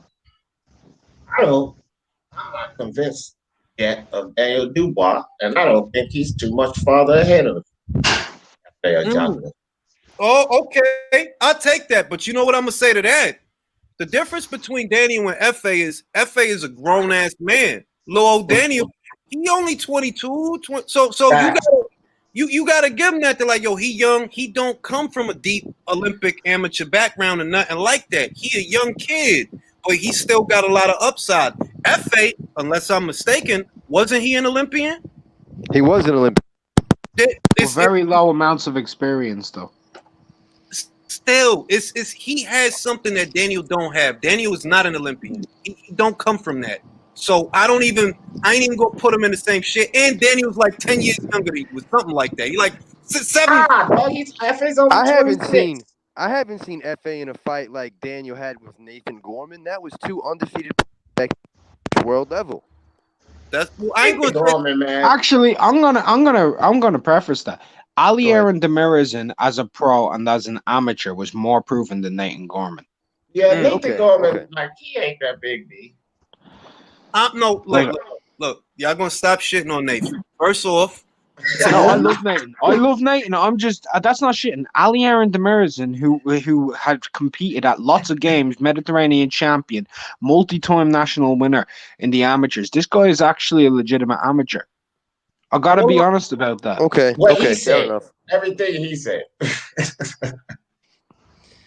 Look, all right. What I'm saying is undefeated, and I think Dubois was 21.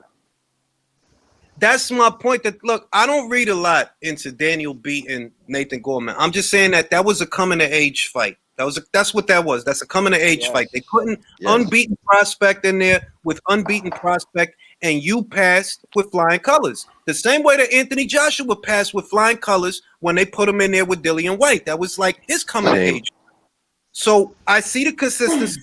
I like it. Now what they about to do with you? They about to put you in there with Joe. That's a step up. That's a big step up.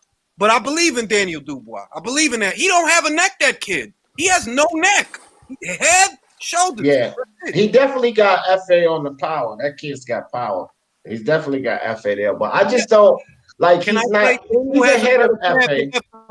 Daniel has a better jab than FA. Yeah. He's ahead of FA. That's what I was about to say. I'm saying, guys, like I'm not shitting on Daniel Dubois. He is definitely ahead of FA. But I'm just saying, like, I'm not putting him where I think a lot of people talking about him beating Dillian Whyte and all of this dumb shit. Like his best fight been Fujimoto. Like I'm not trying to hear that. I think people are putting him too far. That's not his best fight. That's not okay, Mark. Lardy.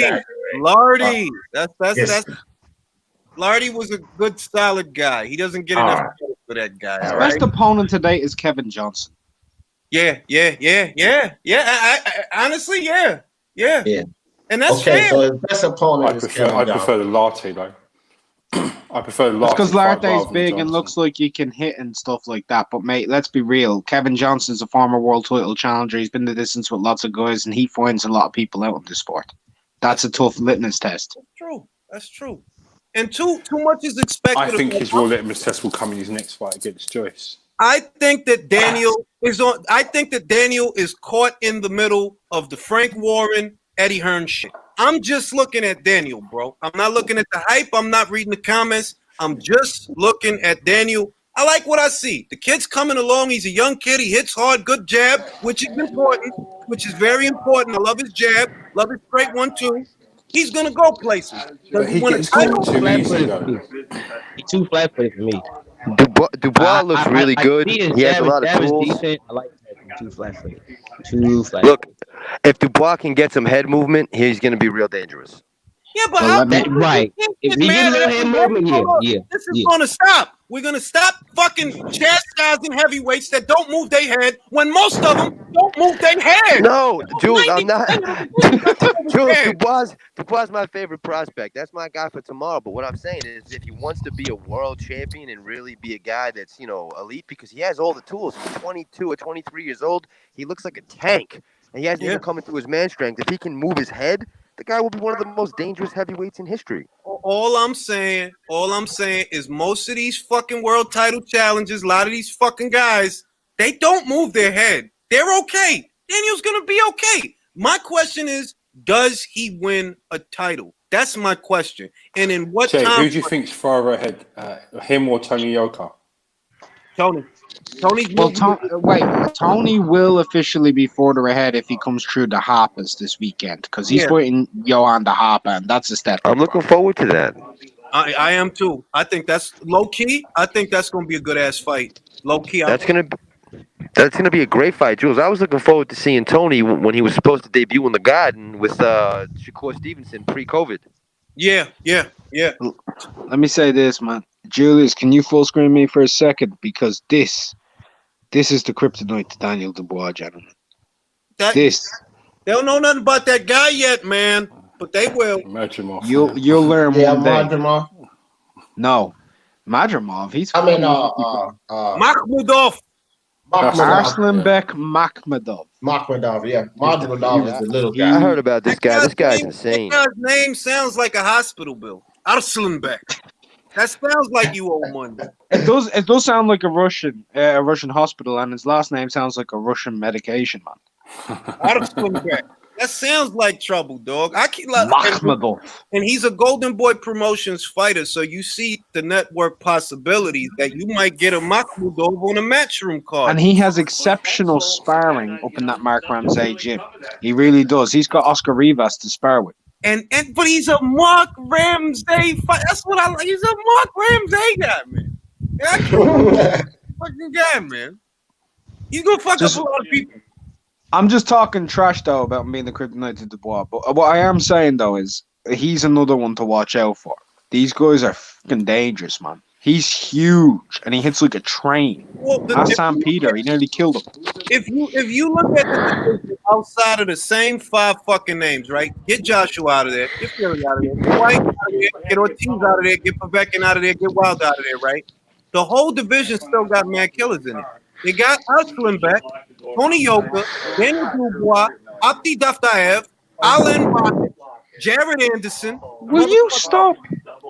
Let me Hrgovic. do this. You don't know I the think prospects. Get out of Hrgovic's here. going to be. Hrgovic's a is too early. puncher. Hrgovic, how could I forget Filip? How could I forget Filip? How could you forget Ivan Doichko? I don't I'll know tell you how well. Who will be a good fighter is David. All right, we David know Joe Joyce is going to fight Dubois. What if Joe Joyce was fighting Jared Anderson? What would you pick? Who would you pick then? Jared, and I'm not joking. Jared. And I'm not joking. I'm not fucking playing. I picked Jared. I like Jared Anderson. I like. Would you pick Jared to beat Daniel? That'd be a good fight. That'd be an interesting. That's a good fight. That's Look, a good fight. I'm actually confused. I genuinely think Joe Joyce would beat the shit out of Jared Anderson right now. No, I don't think that. I genuinely believe that right now. I think right Jared's too fast for him. I think Jared and Jared is not Mark, just. are you just talking about just? Sorry, Mark. Are you just talking about just through just work rate? No, because Jared works really hard too. I'm talking timing. Jared Joe throws a lot of punches and he can take a punch. Like Jared doesn't actually throw anything with timing. Joe has a very good ability to do counter shots. Like people talk about him being slow and shit, but Joe can counter pretty well when he's just throwing a singular shot and he's not loading up. I think he'd start timing Jared and keep him on his jab. Jared's not even had a jab. No, hold on. Jared's not even been in a position to have a jab battle yet. Let me tell you one goddamn thing, Mark. Joyce is going to be fighting Nathan Gorman in no time because Daniel's about to beat him, all right? And he'll be on the undercard fighting Nathan Gorman, all right? I don't think so. I think Joyce beats him. I've said this for a long time. I think Joyce beats Dubois. No, okay. He's not going to beat Dubois, all right? I'll bet $20 on Dubois against you anytime. Anytime. Okay, cool. I'm leaning toward Joyce too, brother.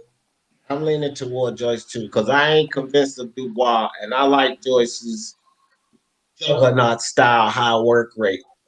I like it. Listen, man, motherfucking Joe is in his early 30s and shit. He came into the ring with a spare tire the last time. He's had 3 fucking trainers and 13 fights. 3 fucking trainers and 13 fucking fights and some shit like that. Yeah, I see that. Daniel's going to line up a liver shot on that spare tire and take it to the body. Mark said that shit months ago. I think if you take the last fight away from it, I think everyone's looking at that fight going that he's got too much around it.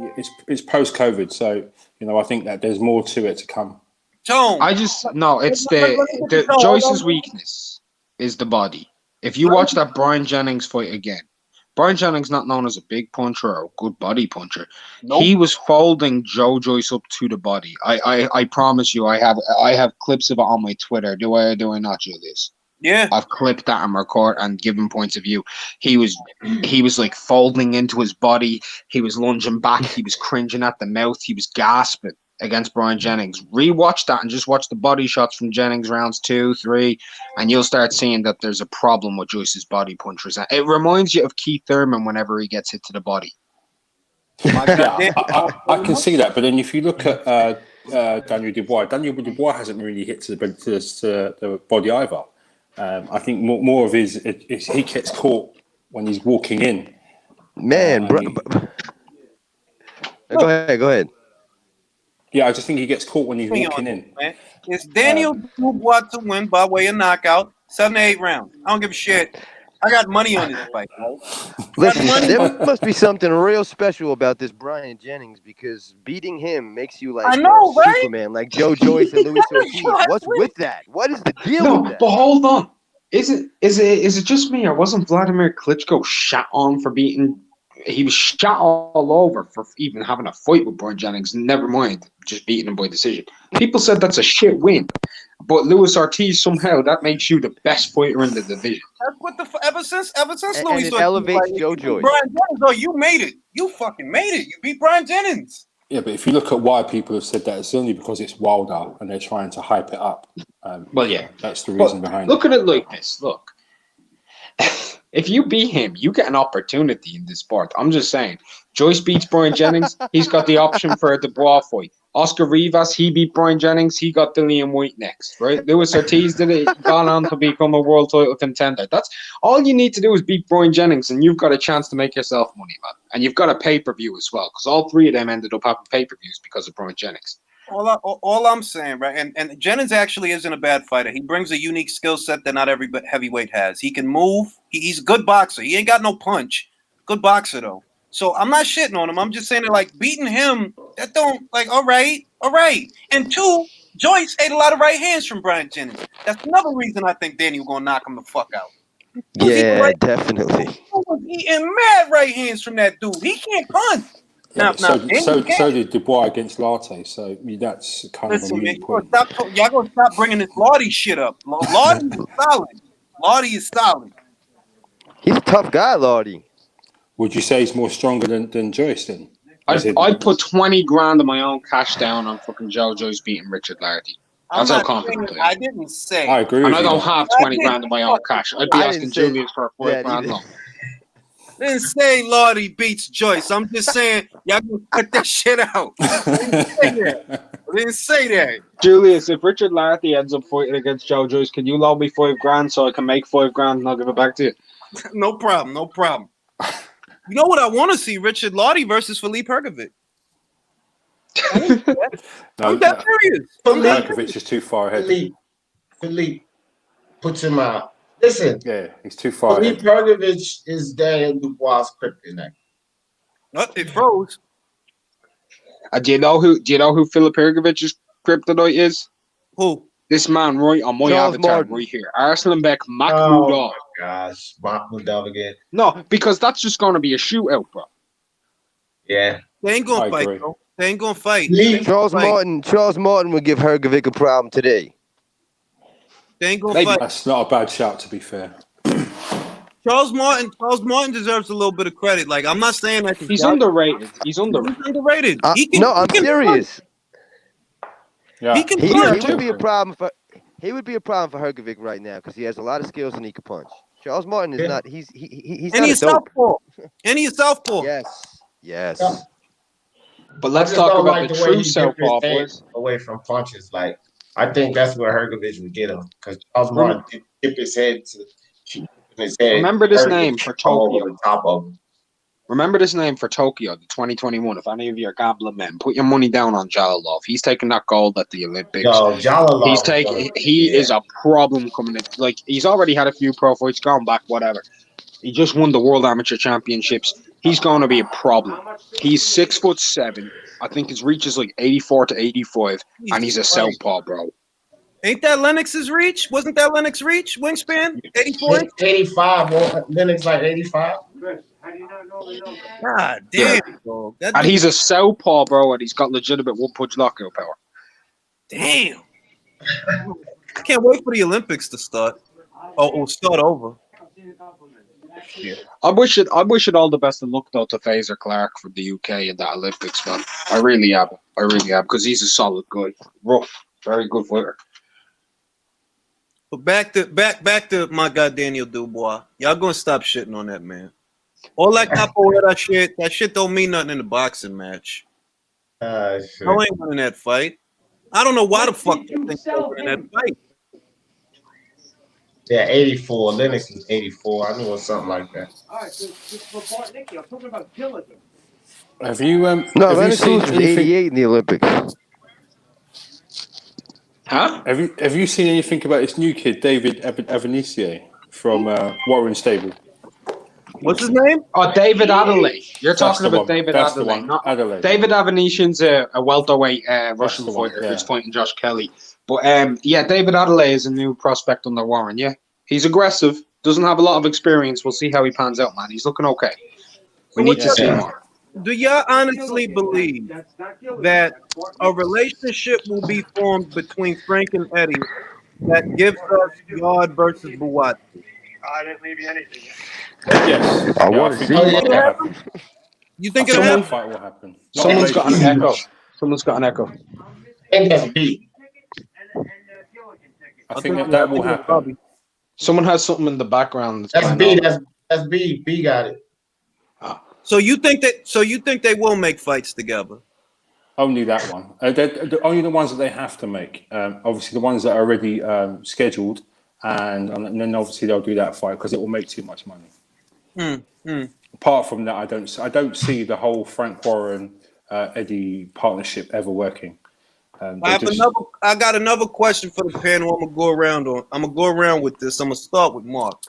You believe that Joe Gallagher and Callum Smith are afraid of Billy Joe Saunders? Honestly, yeah. I wouldn't understand why with the way Billy Joe's fought recently, but I think Callum Smith has no interest in fighting anybody who's any type of problem unless he's getting maximum money. And I think the World Boxing Super Series spoiled Callum Smith with how much money he's got, and it was a very poor World Boxing Super Series. To be honest, it's been the weakest of them all so far.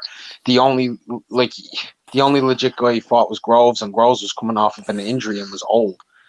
Yeah. I mean, that's just being honest. He's fighting guys like Hassan and Dam on undercards. There's no reason a guy with that type of built-in audience in the UK should be fighting on undercards. I just need to be honest about this. With that type of built-in audience, a Ring Magazine champion, a World Boxing Super Series winner in one of the hottest divisions in the UK over the last 30 years consistently. You've gotten people from Ben Eubank all the way through to Carl Froch to James DeGale to George Groves, and he's not carried on that. He's kind of buried the division in the UK. Like, people are not interested. I don't think he has any interest in fighting any elite level fighter, to be honest, unless he's getting massive amounts of money, bro. I think he probably wants the same amount of money to fight Billy Joe Saunders that Canelo's offering, and that's not possible. Big K, do you think Callum is afraid of Billy? Because I'm starting to think he is. Yeah, so I'm thinking it a bit like Fury White. Yes, there's a reason why he doesn't want to fight him, because for Billy Joe doesn't actually sell a lot of tickets, and he's quite slippery. Taking away the David Lemieux fight, his other fights have been poor. So you would expect someone like Callum Smith, who's young and hungry, and obviously has won what he has, should have jumped straight in on. That's the one to make, but he doesn't want that fight. I think about how Billy looked against Kosaris, right? And he should have been chomping at the bit after the Kosaris fight to get Billy in the ring because Billy looked like shit. Straight away, he should have just been all over him. He should have been all over him. And you didn't hear shit. You hear about Caleb Plant, though. Oh, yeah, we want Caleb Plant. Like, hold on. Like, I don't even know if you really want Caleb Plant. Like, He doesn't want that fight. It's for whatever reason he doesn't want those fights, and I don't really understand why. Whether it's Joe Gallagher, because I'm pretty sure that Callum does want to fight, but I think it's Joe Gallagher who's stopping him from taking those fights. All right, Bobby, is Callum Smith afraid of Billy Joe Saunders? Bobby's not at his mic. I'm gonna just say I think he is. I honestly believe he is, and I thought about that long and hard, but I'm like, look, man, Billy been getting fat. Billy's been getting fat. I've seen the pictures. He's been getting fat between fights. He looked like doodle with Kosaris. He looked basic with Isufi. And you don't call this guy, bro. He is right there for you. And you call this guy out. You worried about Caleb Plant? I'm like, why would you be worried about Caleb Plant?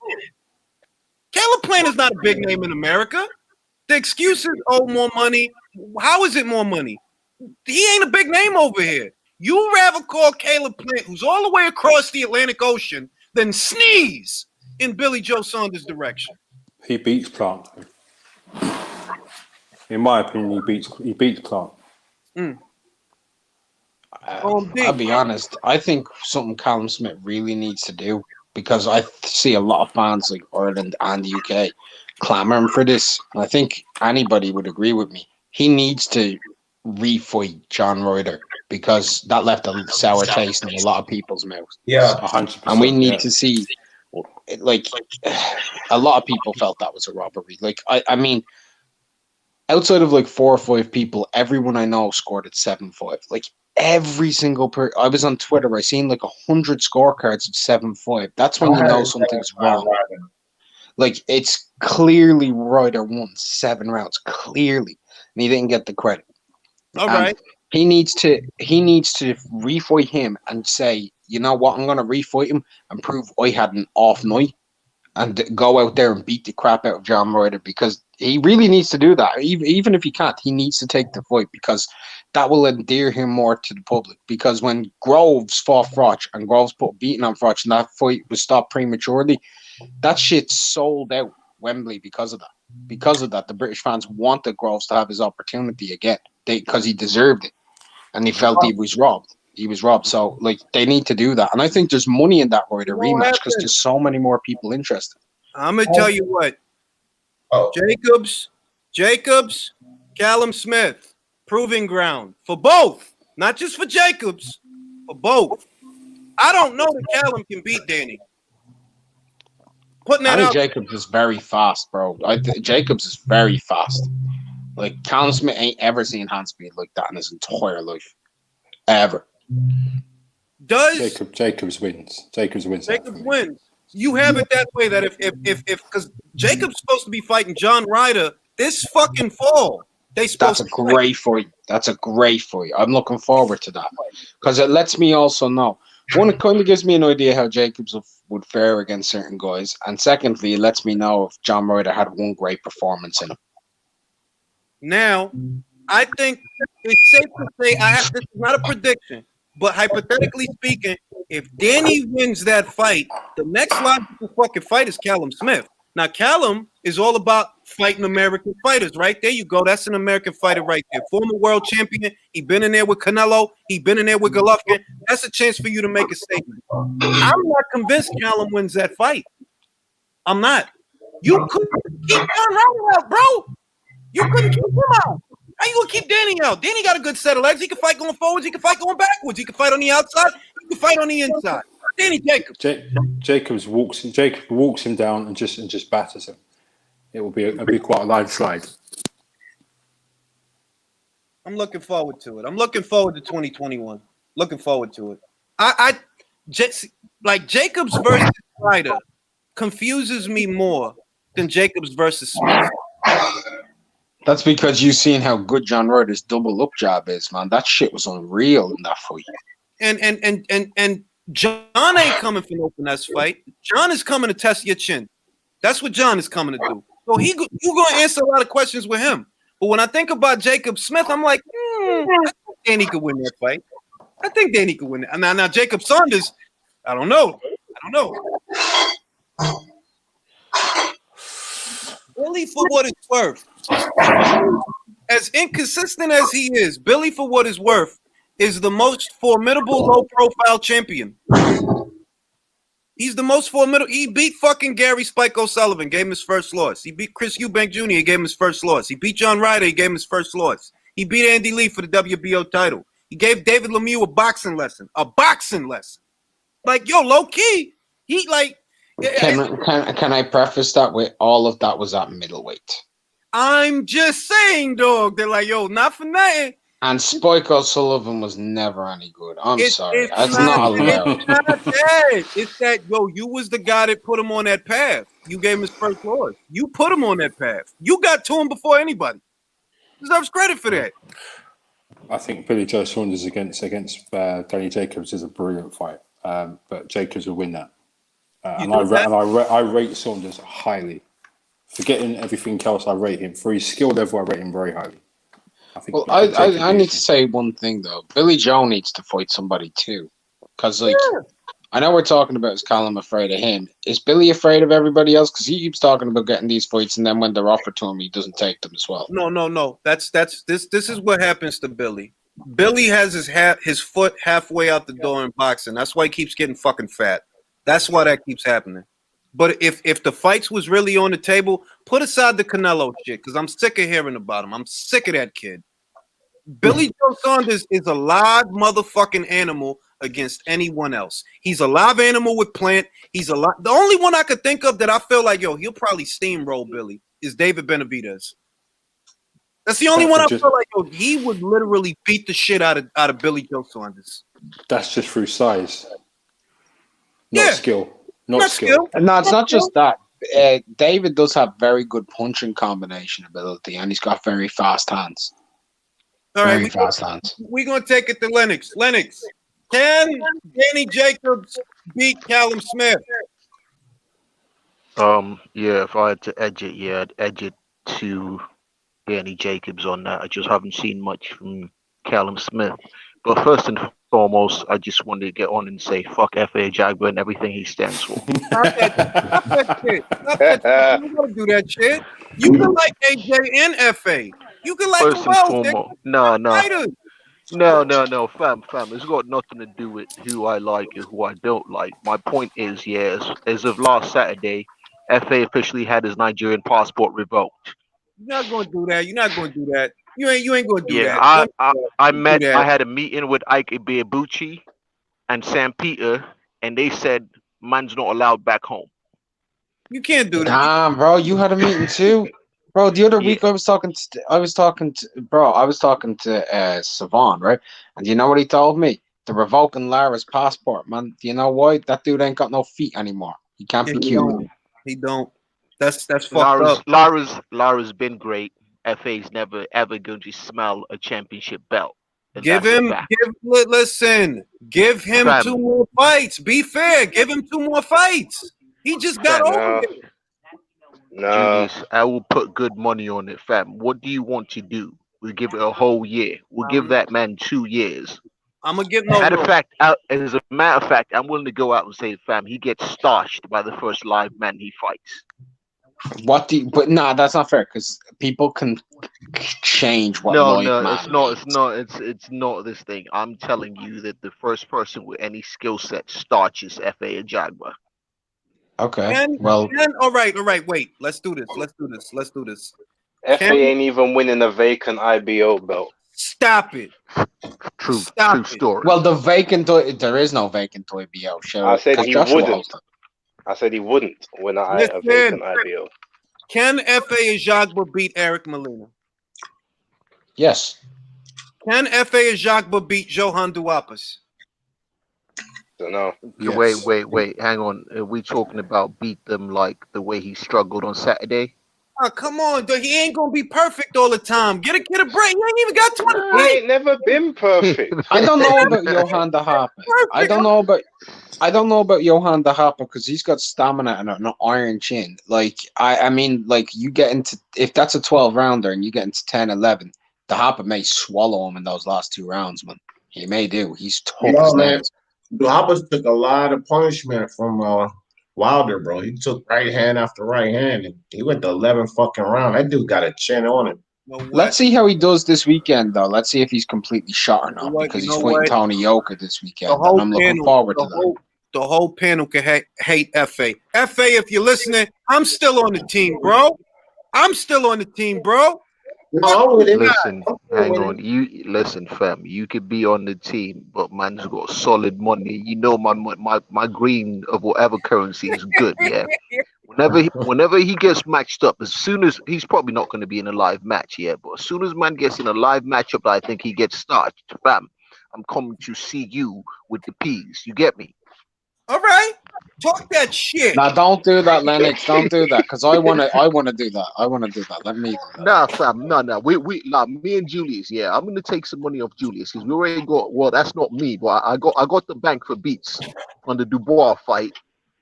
But nah, I need some of these peas from Julius, and I'd like to take it off him for FA, just cause.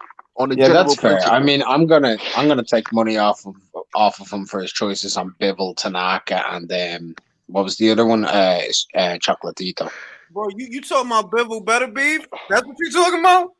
Bro, yeah, I'm gonna take money off of you on that. I'm gonna take money off of you on that. I'm gonna take money off of you on the Yoka versus Tanaka, and I'm gonna take money off of you on the Strata versus Chocolatito. You'll see. That's what I don't gotta talk shit. You'll see. Yeah, what? Now, which way you going on the Bivol thing? Which way you leading on the Bivol thing? I'm Bivol, bro. Okay, all right. Yeah, I'm with you there. We can't disagree on that.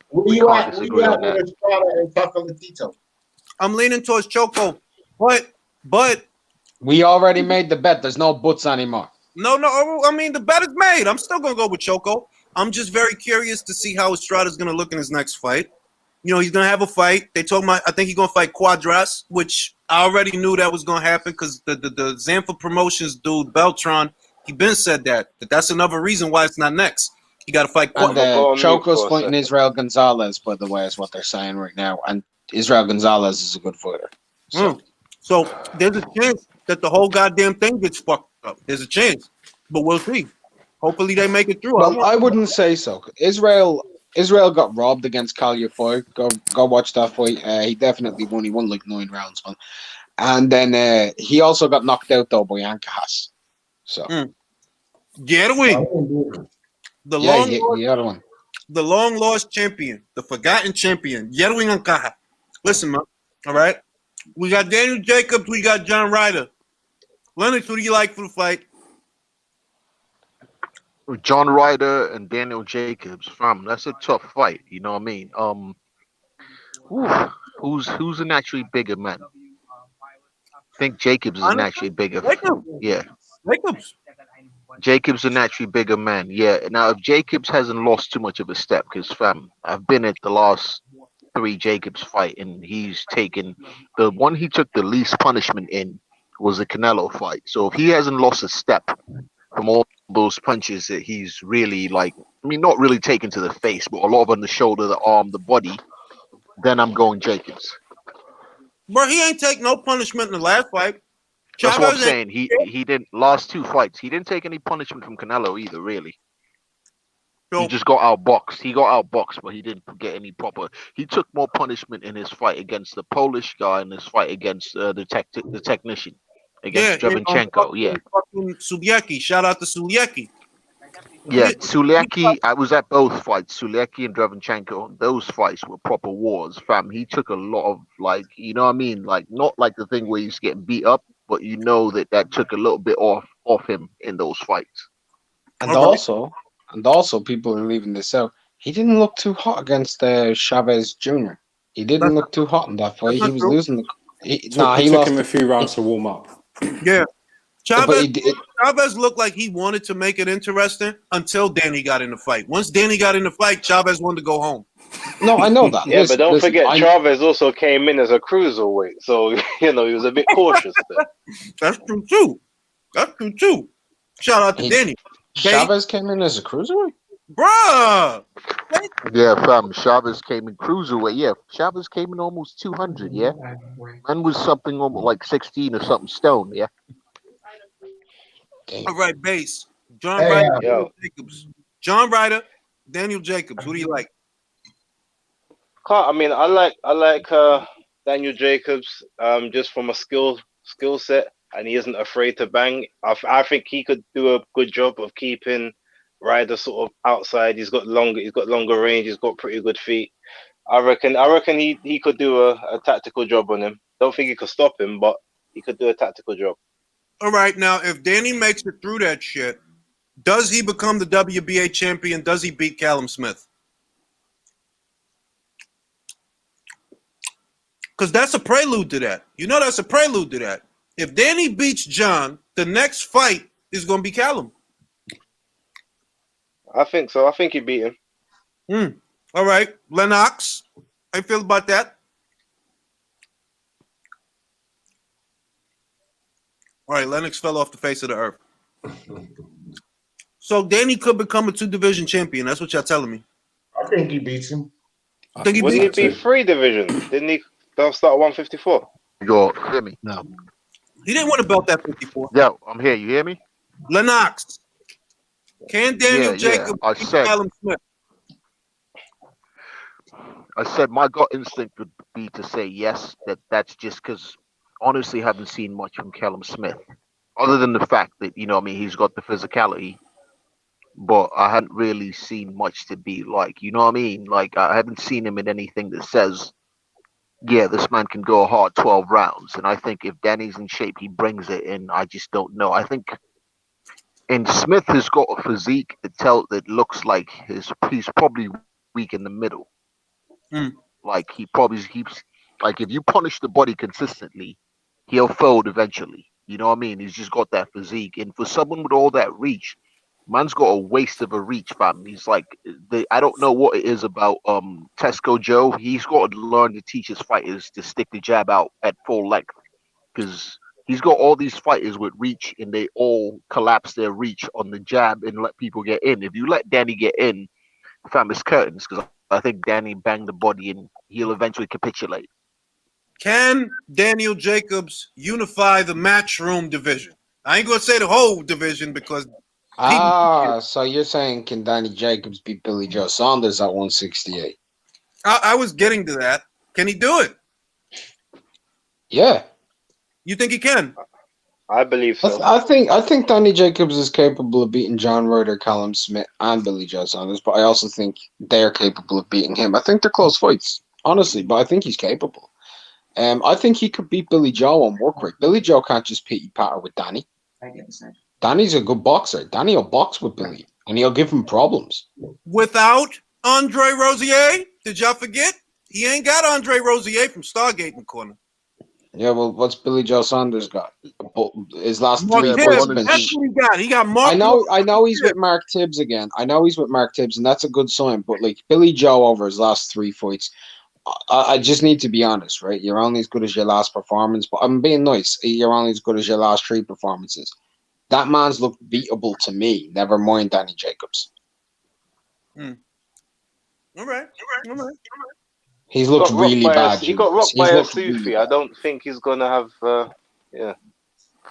Just All right. I like that, because if Danny Jacobs, I don't think it's going to happen, by the way. It's too good to be true, but I'll pray to the boxing gods that it does. If Danny Jacobs becomes the unified champion at 168, maybe Caleb would fight him. The Benavidez fight is fucked. That fight is fucked. David ain't got no belt. Caleb ain't got nobody to unify with on that side. But maybe you could get Caleb to unify with Danny. Who's a bigger name than David? Hey, DB's hand said DJ gonna have to make Ryder respect him. When I kind of agree with that. He's gonna have to probably with something because Ryder keeps coming. So he's gonna have to give him something to get some respect there. I agree with that. But Danny Jacobs knows how to handle himself on the inside. Yeah, he does. He ain't going to be all flustered and shit like Callum or somebody like that. He know how to bang on the inside. I think he will give him something to get the, but I think he's gonna have to as well. I mean, I'm just saying, I think he's gonna have to pop him with a little something, let him know you ain't gonna have your way inside of here. This ain't Callum Smith, buddy boy. Jacobs, man. Now, what's another thing I was thinking about? Something else I was thinking about. What do y'all think would be the most agreeable solution for the trouble in paradise that Canelo and Golden Boy are experiencing? What is the best solution to that conflict? Me personally, I would like to see a three-way battle royale with knives and guns between Oscar, Canelo, and Ryan Garcia, and then everything will be solved. Shit. But the real best solution to it, I personally think the best solution to all of this is to go to court. You honest? So you think he should follow through with the? I don't think he should.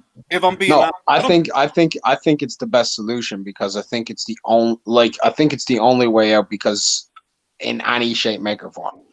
Because I wouldn't be with Golden Boy. I wouldn't want to be with Golden Boy myself, because them pretty much signing over Canelo the way they did over there, they acted as a manager, and a promoter. They voided the Muhammad Ali Act. So that's a problem. That's a very big problem. You think he should look for a release from his contract? You think he should? All Yes. right. D, what you think? I don't know. I kind of agree, bro, because I think it's clusterfuck over there. The zone don't really want to approve the fights they need, and like the dude, he's got to they're holding up his legacy, his money, everything. So it's just messed up. So I agree with Mark. Like the next solution may be to continue the suit. All right, Lennox, what do you think he should do? What do I think, or what is my analysis? And we've talked about this. We've looked at the legal situation. I mean, hang on. I know the answer, and your answer is my answer. You better drop this shit. Yeah, well, number one, if he pursues he pursues litigation against the zone. He doesn't fight for the next 3-4 years. Okay, because here's the thing about contract law. You have not fulfilled your end of the contract. They've paid you for these whatever many fights. You signed an X amount fight deal.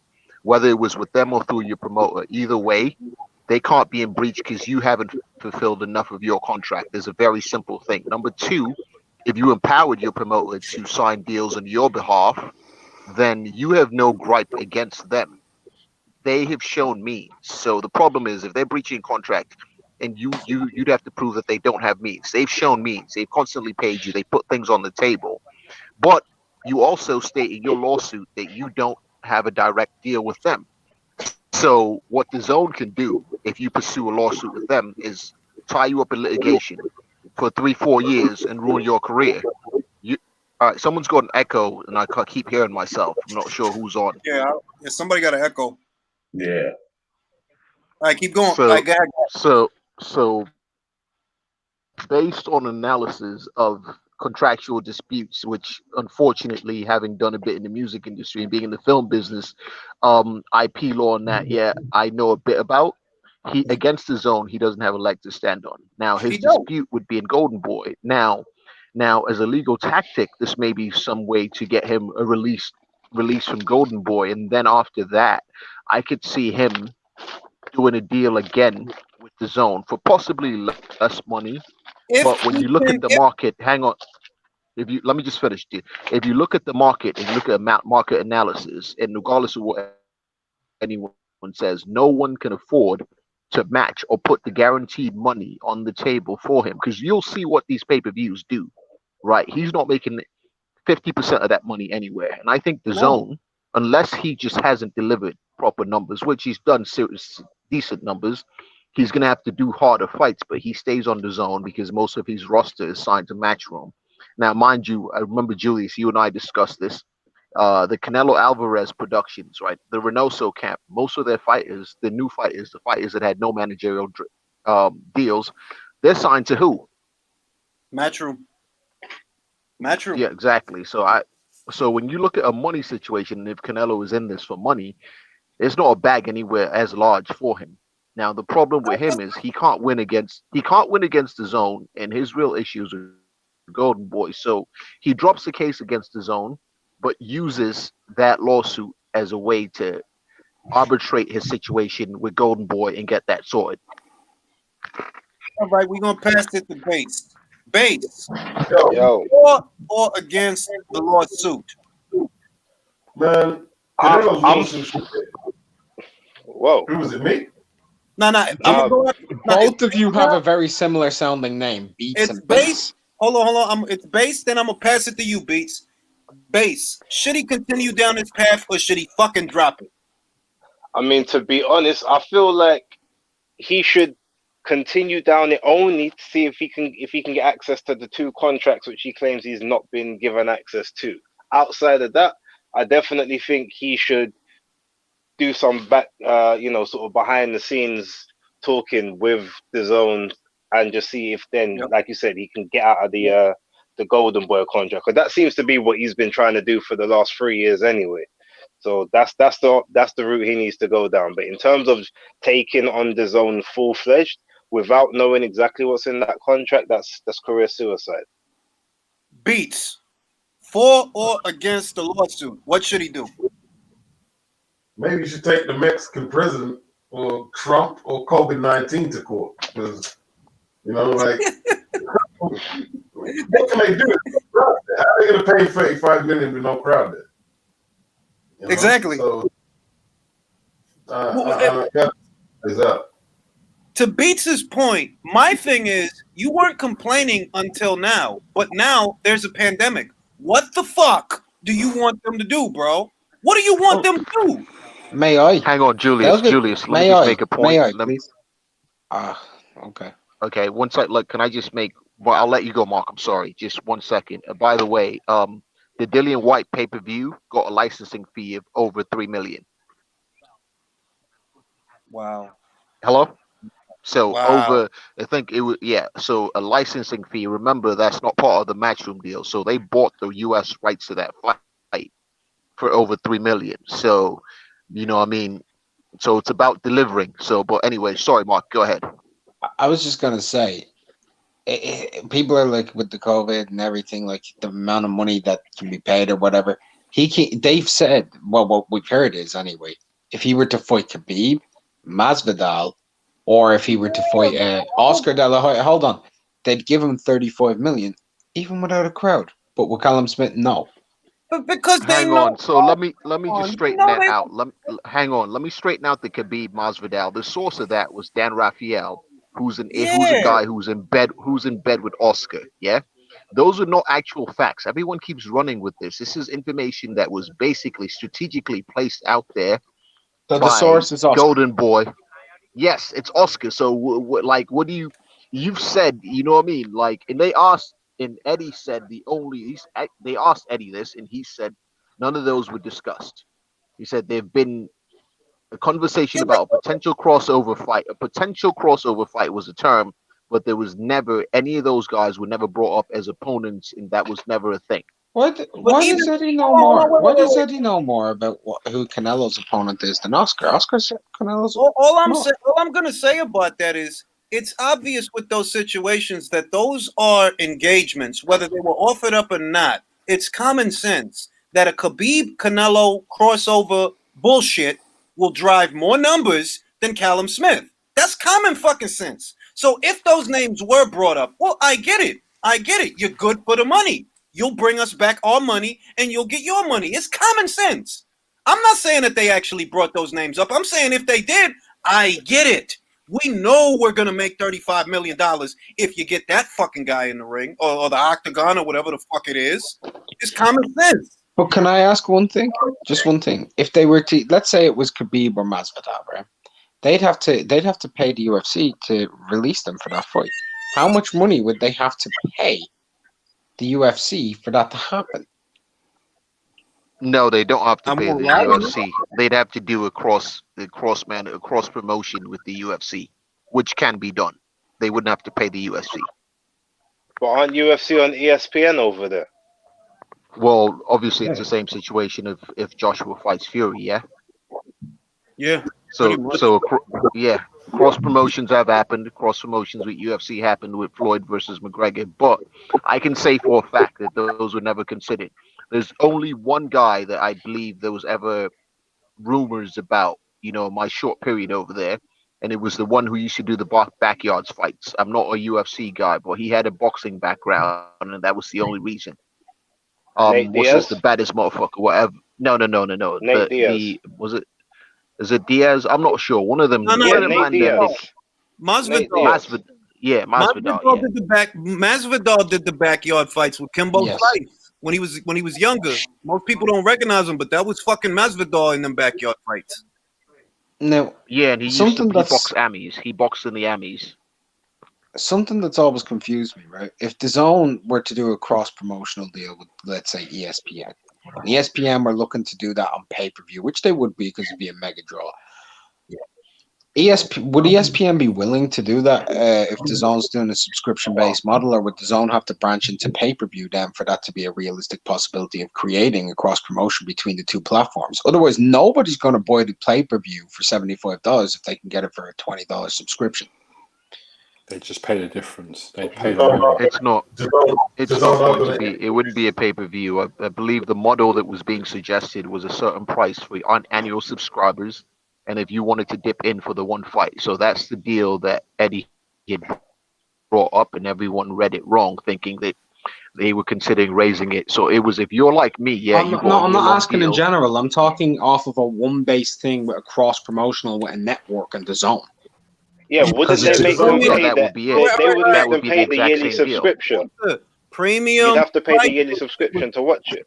It was premium pricing. That's how they were going to treat it. They were going to treat it like premium pricing. That it's still kind of a pay-per-view. It's just not going to be $80, but it's still kind of a pay-per-view. Yeah, it's premium pricing if you're not already subscribed. It was premium pricing. The key was premium pricing if you're not already subscribed. All right, and then you would just get the rest of the year free, right? No, yeah, you're still going to get. Hold on, one sec. The zone said they are going to. would possibly introduce pay-per-view for Canelo's fights. That's what they were saying. Yeah, premium pricing. Now I got a question for Beats. Beats missed the last conversation that we had. The first question I'm going to ask you is: can Danny Jacobs beat John Ryder? I think John Ryder could be getting him at the right time. You know, like Danny. You know, to me, the Canelo fight, Canelo looked beatable to me on that night, but he couldn't get it done. And Joe Ryder is, I mean, he's firing the best he ever has in his career. Could be timing. Could be a timing. But Danny's getting old now, man. That's true. He's approaching his mid-30s if he's not there already. That's true. Yeah. 33. He did the job against Chavez, but even Chavez fought him a few times, and you know, it'll be an interesting fight. Championship round fight, I think. All right. I'm gonna give you another scenario. Forget about John. Forget him. Fuck him. Danny Jacobs, Callum Smith. What happened? Now that's an interesting one. For some reason, I see Danny stopping him. All right. So we agree on that. Do you know what I'm getting from everyone here? I just need to say this. The one thing I've gotten from everybody's thoughts on this: John Ryder is the dude, not Callum Smith. Yeah. Right now, he's fucking scared. Callum looks like cashing out. It looks like his heart has gone out of the game after the John Ryder fight. And he's going to have to prove to me that I'm wrong on that. All right. I got another question for you, Beats. Do you think that Callum Smith and Tesco Joe are afraid of Billy Joe Saunders? There's something they don't like about his style. I think that's been proven already. There's been several attempts to make that fight, and they have never looked keen on it once. Never. Maybe they've had trouble with southpaws in the gym, or there's something they just don't like about it. They're talking about fucking Caleb Plant, bro. Why are you talking about Caleb Plant? Like, bro, that dude is across the Atlantic Ocean. Billy Joe Saunders and his birthmark is right there. Well, Caleb can't sell shit out here, bro. That's another thing, though. Like, they acting like Caleb Plant is like Julio Iglesias over here, some shit. Like motherfucker, that Caleb Plant pictures above Actually, the dining room table. Let me ask this to you guys, the Americans. Is Plant a draw in America? No. So what you've got is someone who's not a draw in America and someone who's losing fans in the UK. It's look, if you watch the interview with Joe, right? He's talking about there's exposure to be garnered from a Caleb Plant fight. And I'm like, what fucking exposure? He's still trying to get exposure. What the fuck are you talking about? Who do y'all think? It'd have to be an undercard. It'd have to be an undercard fight on a bigger profile card. Yeah. Let me tell you right now, yeah. This is no joke. Outside of Canelo, right, for Callum Smith, Tesco Joe needs to realize this. The biggest thing that could happen for Callum Smith right now is an all-British unification in England against Billy Joe Saunders. It's way bigger than anything else he can take, man. It really is. They don't want that fight, man. I'm convinced. I don't want to jump the snap. I don't want to come to conclusions too quickly. I've thought about it for a year, bro. They don't want that fucking fight, dog. You know what I find interesting is trying to figure out what the issue is. Because at first I thought it was the movement. As I think about it now, I'm like, man's been in the gym with Caleb, and he's a mover too. So it can't be the movement. It must be the southpaw thing. Could be the southpaw thing. It could be the head movement. There could be the fact that Billy Joe Saunders is never on the center line and Callum always has to reset his feet. It could be everything. Billy went out there, looked like shit against Coceres. These guys, that would have been the opportune time to jump all over that man like, Billy, I want to unify. Nah, nothing. Joe Gallagher's still sitting there talking about fucking Caleb Plant. Why are you talking about Caleb Plant? Oh, look, please. Joe Gallagher is still stuck up his own arse for William and Trainer of the Year because he somehow got quick a regular title. That's all I'm saying, man. They don't want that guy, man. They don't want that guy. Now, earlier we were talking about how Daniel Dubois is going to beat your boy Beats. He's going to beat your guy, Joe Joyce. All right. Now, Beats, man, them been being real disrespectful out here. But the money's already on the wood. We just need the fight to happen. The money's there. I bought socks with it, bro. If I bought socks with it, right? That ain't even crap. No cap. I bought socks with it. Hey, fam, just make sure you have it for Beats when you lose, fam, because you're going to have to pay Beats. I ain't forget to buy it. But nah, dog. I don't think that's man, right now. I was going to say that, but whilst we're here and we have everyone, right, and people are talking like disrespect and stuff, let's do a prediction for everyone. Who's everyone got? Because I don't think everyone's ever revealed who they have. I got Daniel. You've Daniel. D? Joyce.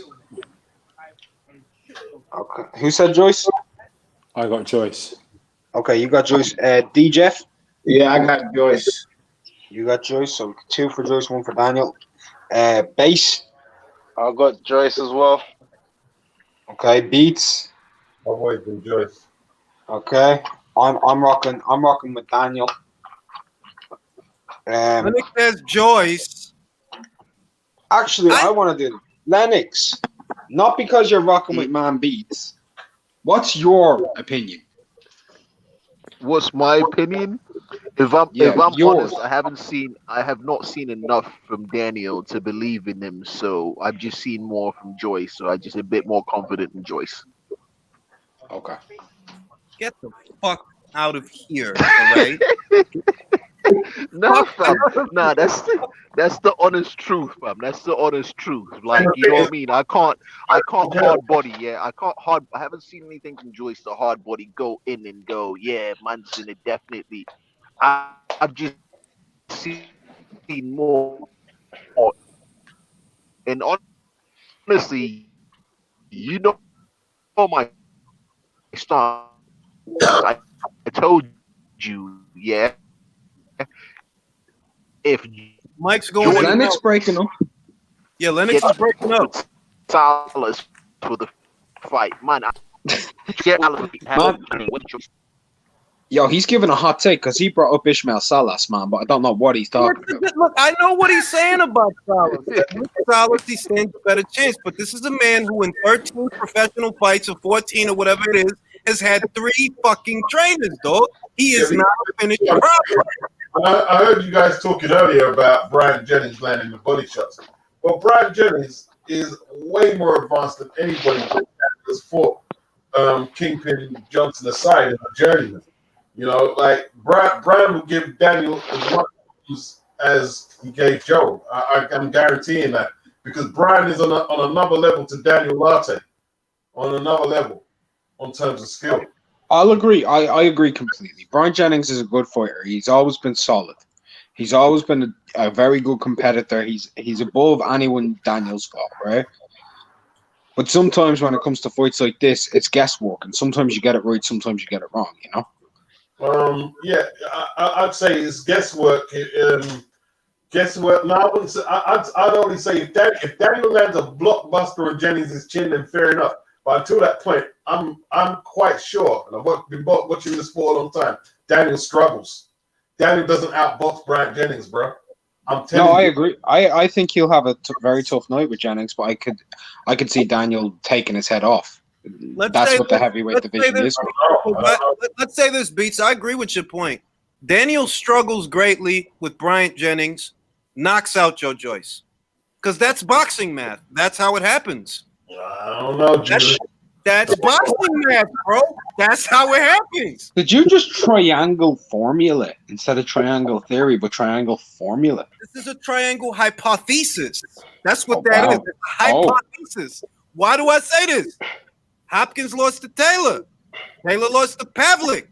Pavlik lost to Hopkins. Boxing math. Parker lost to Joshua. Joshua lost to Ruiz. Parker beat Ruiz. Boxing man. Did Parker really beat Ruiz? Is the question. In my personal opinion, Beats, I know a lot of people say this, yes and no and whatever. I thought Parker edged it out 7-5. That's my opinion. So did I. No, I had Ruiz up by a couple. Look, I'm just saying, Ian Lewison, Lenroy Thomas, Yago Kaladze, Berman Stavern, Ustinov, and Jennings is better than anything you can pull off of Dubois' resume. So of course it is. Joyce actually, I'm not even joking, has a top 10 resume at heavyweight right now. Yeah. Top 15. Top 15. Top 20. You go through all the names, bro. If you go through everything, he debuted against Ian Lewis. You think Danny Dubois right now could go the distance with the same that Brian Jennings did? I'm gonna tell you what, Beats. Daniel Dubois wouldn't have needed all them goddamn rounds for Bermain Stavern. Now I'll ask. He needed all of those rounds for Johnson, though, didn't he? Didn't he? I'll ask him Johnson's a vet. Johnson's a vet. Let me ask Beats an opposite question though. Like, what was the question you asked? Can Daniel Dubois go the full distance with the Klitschko that Jennings fought? Yeah. Can the Jennings, who was coming off of an Oscar Rivas knockout, go the distance with Vlad? With who? With the Jennings, Brian Jennings, who was coming off of a knockout loss to Oscar Rivas, go back in time? This Jennings coming off the Oscar Rivas loss, the one who fought Joyce, go into the ring with Vlad when Vlad was fighting Jennings and go the full 12 that time. Because he's a different guy now. I don't think he's as good as he was. It's the heavyweight division. One punch can always make the difference. And Jennings was up on the scorecard against Rivas as well, wasn't he? No, actually, he wasn't. He was down on 2 of the 3. Down on 2 of the 3. Okay, he looked like he was doing pretty well from the fight I saw. He looked like he was doing pretty well. I'm saying, your boy Joe, he had a lot of hard right hands from Brian Jennings, and Brian don't hit like Daniel. Well, I tell you what, man. I know the heavyweight division, and I can't really assess someone as high as a lot of people who assess Daniel when he hasn't fought no one who's really hitting back or been capable of hitting him back. That's fair. So basically, it's just been punch bag business, like him just assaulting people. Really, he hasn't really had no fights. All right, we got a super chat from Vladdy. Vladdy wants to know, fellas, how did y'all score Triple G versus Derevyanchenko? I think Sergey edged it out that fight. My scorecard for that fight, literally, I think I was live when I did it, but my scorecard was 6 rounds to 6 with the knockdown winning it for Triple G. How'd you guys score it? Mine was 7-5. Mine was 7-5 in favor of Derevyanchenko, 114-113. I had it even with the knockdown and Triple G winning. Beats, how'd you have it? Derevyanchenko. You had it for Sergey. Yeah. Wow. I thought he really struggled in that fight. Okay. Who you asking? Asking you, Beats, how'd you have that fight? Man, Golovkin's record should be about 38-4 right now. Damn. 38-4. 38. Wait, I want to. So, Beats, I get the Danny Jacobs fight is 1. The Derevyanchenko fight is 2. I'm guessing you're going with the 3rd Canelo fight. Do you think Triple G legitimately lost that first Canelo fight? It was close, but it was close. It was close. So, who did you have winning? I watched it a couple. One time I saw it. Triple G had a case, but I think it was close. It was close. Yo, I literally watched that fight. I watched both of the fights yesterday. The second one, Canelo won. Canelo won the second one. You're gonna stop this, Beats. I know what you've been doing the last 3 weeks. You're gonna stop this Triple G shit. I watch your show. I watch your uploads. You can stop this Triple G hate. The first fight was 8-4 Golovkin. The second fight, we can talk. 8-4 Golovkin. Now the second fight, we can talk. The second fight. You're not gonna tell me he lost that first fight. Nah, I watched First fight, it yesterday. 7-5. I watched it yesterday, and I do think Canelo just edged it off of the cleaner work. In the first fight? Yeah, in the first fight. He made Golovkin miss a lot of his power shots. He was backing Golovkin- Canelo. No, we're not going to do this again. He was backing Canelo over the ropes. He was landing the jab. He landed at least 38 more jabs than Canelo. All Canelo landed more than Golovkin was 4 power shots. He was outlanded and outmaneuvered. He was backing Canelo into those ropes. Let's stop it. He backed him into the ropes, but Canelo was making him miss a lot. 8-4. He didn't land anything substantial on him. Stop hating. 8-4. All the highlight shots came from Canelo. It's 7-5. 8-4. Gennady. You could go 7-5. And 7-5 is a decent score. Triple G is one of the most overhyped fighters ever. That doesn't mean Canelo won. No, I that don't fight. disagree with the Triple G being overhyped, because when I hear people saying that he's greatest middleweight of all time, he's better than Monzon, Robinson, Greb, and all these fucking dudes, they can go and kiss me ass. But having said that, and moving away from that, I do feel he beat Canelo in the first fight. He beat him. And I scored the second fight to Canelo. I've got no dog. I'll be perfectly honest. I do not like Golovkin because of all the hype. You know the way fans can turn you off of a fighter? Those Triple G nuthuggers turned me way off Triple G long ago, but he won that first fight against Canelo. Won that fight. Fair enough. He won that fight. His opinions, isn't it? Like I thought Ruiz beat Parker. You think Parker won. So it's just opinion. But I can see the swigs in that. I can't see the swigs in Canelo versus Golovkin. Beats. Like I said, Golovkin won that fight. He won that fight. 8-4. Gennady Golovkin. Just because you're screaming, ring it don't make you right. Aggression doesn't mean victory. I'll tell you how you know he's right. Me and him never agree on anything. All right, can we settle this once and for all? Lennox, he won the fight. All right, so everyone knows. Hang on, Julius. So, Julius, I'm going to make a point. Everyone knows that I am the slick boxing, clean boxing guy, yeah? So, based on that, most people would say, right, who would you think I thought won the first fight? Canelo. Yeah, because he's no, the I thought Triple G won the first fight. So there you go. All right, I scored it for Triple G. 8-4 Gennady Golovkin. He won the goddamn fight. I scored the first fight for Triple G, and I'm the guy who also believes that Canelo's got lost to Lara. I don't agree with that. I believe that Canelo lost to Triple G for the same reason Lara lost to him. You're moving around too much and not doing enough. That's what lost Lara to fight. That's what lost you to fight. Lara didn't win that fight, Lennox. No. Lara won the fight, fam. First and foremost, you know why Canelo lost the Golovkin fight? Because that's not Canelo's style. First and foremost. Like you're being forced to do something it's totally different from your established style. So there's no way judges could see that yet. You were being forced. No. Back then he was a mover. He was more of a mover back then. No. He started planting after he hurt his knee. No. You see, you're gonna stop this shit. Canelo was known as cement feet. He was known as cement feet. He was precisely flat-footed counterpuncher. That's what they knew him for. Canelo didn't start riding bicycles until the Golovkin fight. No, I disagree. But fine. 8-4, Gennady Golovkin. Hell, don't make you right. And you can go back to the videos I uploaded from 2016 and onward. I have always said, this fucking man is overrated. He's not up there with Hopkins. He's not up there with Taylor. He's not up there with these guys.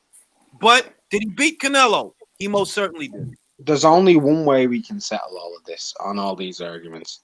Is one day we gather us all together on one panel. We go on to watch together. We put that fight up and we watch that round per round and give our scorecards per round. It was one of the defining fights. He looked garbage anyway. So, you know what I mean? It's no need. That didn't look garbage. That was an amazing fight. I watched it yesterday. I was scoring it round by round. Like it's isn't like I'm not going off of memory. Literally, I watched it yesterday. Both the fights. 8-4. That's what you got, right? 8-4. No. I will not be bullied by 7-5 you, will be the right Julius. score. 8-4. Gennady Gennadievich Golovkin. That's all I'm saying. Listen, this is what I'm gonna say. The reason that I scored the fight the way that I did is because I don't believe in the preconceived notion shit that the story of the fight and the no. There are 4 points to score around, right? The same thing that lost Lara the Canelo fight, in my eyes, is the same thing that lost Canelo the Golovkin fight. You are moving around, giving up real estate, and not punching enough, not landing enough.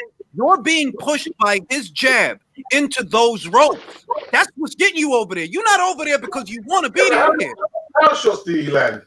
How many power shots did he land Triple G in that fight? He landed 4. All right, if we go by CompuBox, which we all know is not the gospel, if we go by CompuBox, Canelo only landed 4 more power shots than Golovkin. Only 4. Now, as far as jabs landed, Golovkin landed something like 30-something more jabs to Canelo. Golovkin literally outlanded Canelo. Now, we know that's not enough. You got to look at which rounds did these punches happen in. In more rounds, Golovkin outlanded Canelo than the opposite. Yeah, but who landed all the highlight reel shots? It depends on who's creating the highlight reel, doesn't it? It depends who's creating the highlight reel. I know who they were showing on the replays a lot more, and it definitely weren't Golovkin. Oh my god. I'm not having that, bro. I've seen fights where fighters have literally dropped people. No joke. I've seen fights where people have dropped people, and because that's not the A-side fighter, that fucking highlight doesn't get showed. I know. I'm only trolling with that Let me comment. tell But you one my point goddamn still thing. remains. Canelo won the fight. I'm going to tell you something. You want to talk about shit? BoxRec removed Better Beef's knockdown from their records. It's not even there anymore. If you go to Jeff Page, it doesn't say Better Beef was knocked down. Okay, so fuck highlight reel shit. I saw the fight. I saw 8-4 Gennady Golovkin. That's what I saw. Julius, that fight was a draw at best. Get the fuck out, bro. You didn't score it that way, dog. I know you didn't. You fuck. Beats is fucking with me. Matter of fact, look, Beats. I know that Beats is a historian. He don't like hearing Golovkin name getting brought up in that context. I understand. Let's go to fight live. Let's go. Listen, I hate Kovalev worse than I do Triple G, and I didn't beat Andre Ward. If I thought he won, I'd have gave him it. But so you had a 7-5 Triple G. Can't live up to the billing, man. It's just simple. You've never lived up to the billing. It's a fair point. Bro. He's not lived up to the billing, but just because he's billed a certain way doesn't mean he gets discredited in a fair fight. Yeah, but I'm telling you why, because he didn't win that fight. That's why I'm telling you. I'm telling you different. You had it 7-5. You had it 7-5 Golovkin, right, Beats? No, I didn't have Golovkin winning, man. I'm fighting. That one could have went either way. So I'll have his record maybe 38-3-1 draw. So 7-5 Golovkin. That's what I mean. 7-5. 38-3-1 draw. Look, man, Daniel Dubois is gonna beat Joe Joyce, and that's it. That's it. All right? Because if it goes to the cards, and robberies count. So Danny Dubois ain't getting to the score. Danny Dubois ain't getting to no distance. If he doesn't get, I'm letting you know. Robberies count. So if Joyce will win on the cards. Joyce will win on the cards. He works too hard.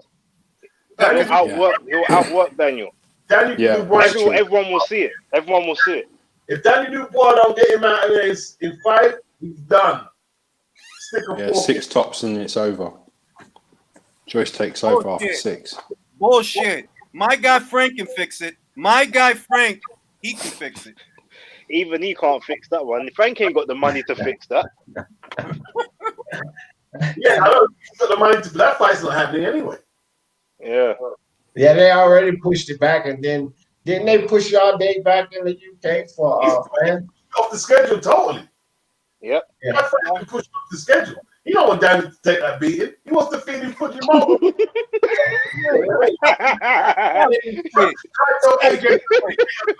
So Danny can fight for the vacant belt against Fujimoto rematch or Danny Carter. Yo, by the way, I just want to shout out Triple G's greatness because guess what, right? He finished Shawashida. Shawashida went the full distance with Fujimoto. He took out, not Shawashida, whatever, something Ishida, yeah? He took him out in 2 rounds, bro. Ishida, yeah, went the distance with Fujimoto and went 2 rounds with Daniel Dubois. Confirmed Triple G hits as hard as Daniel Dubois. Man, that makes he knocked out them days when watching HBO and just scared of Triple G. And he was just taking them down. You know what I mean? But them days are over, bro. Them days are over. Beats, can I ask you a question? So, Beats, can I ask you a question? Are we going to see the Dubois versus Pfeiffer fight now? No. Fuck yeah. You saw what Frank did to that. You saw what Frank did to that fight. Frank made sure that fight didn't happen. Made sure it didn't happen. Are you trying to tell me that Daniel Dubois duck Pfeiffer? Is that what you're trying to say? They threw away his medical records and shit. Get the fuck out of here. They threw away the guy's medical records, man. Oh shit, y'all really don't can't lie. that. I can't lie. No, I think Frank did pull a fast one there. I think he did. Y'all really Don't don't like blame him, bro. It's Eric Pfeiffer, bro. This man has a win over Tony Yoka. Yep. Y'all really don't like fucking Daniel, man. I don't know what he did. It's the guy leading him, bro. It's the guy leading it. It's the guy leading it. The guy leading it is Shiesty. I like Daniel, but they need to slow down on him. They either need to feed him the proper step up, build up fights that they want to, or they need to stop talk. They need to put him in there with killers if they want to talk about him being a top 10 heavyweight. It's that simple. All right, I propose this. And Base is right. That's exactly it. You put him in the right fights, or you stop talking about him. Just let him build properly. Daniel Dubois, Dave Allen. Is that a good fight? No. Dubois knocks that dude. No. Dave Allen knocks Daniel Dubois the fuck out. Get the fuck out of here. Get the fuck out of here. Dave Allen would be his best opponent today. Dave Allen will get slapped by Dubois. Name me one win on Daniel Dubois' record that's better than former world champion Lucas Brown. Pop quiz. David Price would be a better fight for him. Ring IQ. Let's remember. I'm gonna go around the board. I want each one of you to name a journeyman that you think Daniel Dubois can beat. A journeyman. A journeyman. Now wait. He's got to be at least a top 30 guy, not a top 10. They're not journeyman. What the fuck is this? So all right. So if I say Daniel Dubois, and top 30 according to who? Box rank? Daniel Dubois against Artur Spilka. Daniel Dubois knocked out Spilka. Spilka's chin is literally made of it's made of the same material as my ballsack. Derek Chisora's cabinet right now, man. Man. He's fighting a cruiser now as well. Daniel Dubois Carlos Takam. Daniel can't win that fight. No. Against who? Carlos Takam. No way. Mike Perez. I don't know that. That would be a good step-up fight for the kid. I don't know about Takam. I want to say something about Takam real fast. That's a very, very different thing. He's not had anything to deal with like that. Takam is one of the slippiest people you'll see. And that's a fight where Dubois can't manhandle him. Takam is physically... I would say he's probably the strongest, physically strongest heavyweight in the world. I think pound for pound, Takam is definitely the strongest. Well, I seen Takam in spots out-muscling. Not like just boxing or whatever, out-muscling Joshua. Muscling. I'm just talking strength. Pure strength. That dude is strong. Let me just tell you the something. same thing to Chisora. You guys did the same to Povetkin, dude. That dude is strong. Now let me tell you one fucking thing. Rydell Booker went what 12 rounds with Kubrat Pulev. He don't go 12 with Daniel. He don't go 12 with that guy. Let me He say went something 10 about. Let me say something. Kubrat Pulev got put on his ass and his face busted open by a Romanian bin man. I'm just saying. Pulev is a top 10 heavyweight, former Olympian. No. Pulev. Let me dispel this bollocks. This absolute bollocks. Pulev hasn't done jack. He ain't done jack. His best win was Derek Chisora years ago. No, fuck Huey Fury. He's shit too. One of his best wins was unbeaten Ustinov. He knocked him out. And Tony Thompson. Ustinov is just big. He's shit. No, he was unbeaten at the time. Povetkin gave Ustinov his first loss. Povetkin and Tony Thompson after he came off price wins. Tony Thompson. He was over Huey Fury's not a quality scalp on Pulev's resume. That's what you're telling me? No. That's bullshit. That's bullshit. He diffused the right hand of Huey Fury, who had just knocked out Sam Sexington. Right, I'm here. Did I just hear this? He diffused the right hand of Huey Fury. Huey Fury's right hand is automatically diffused even when it lands. No, That's a terrible one.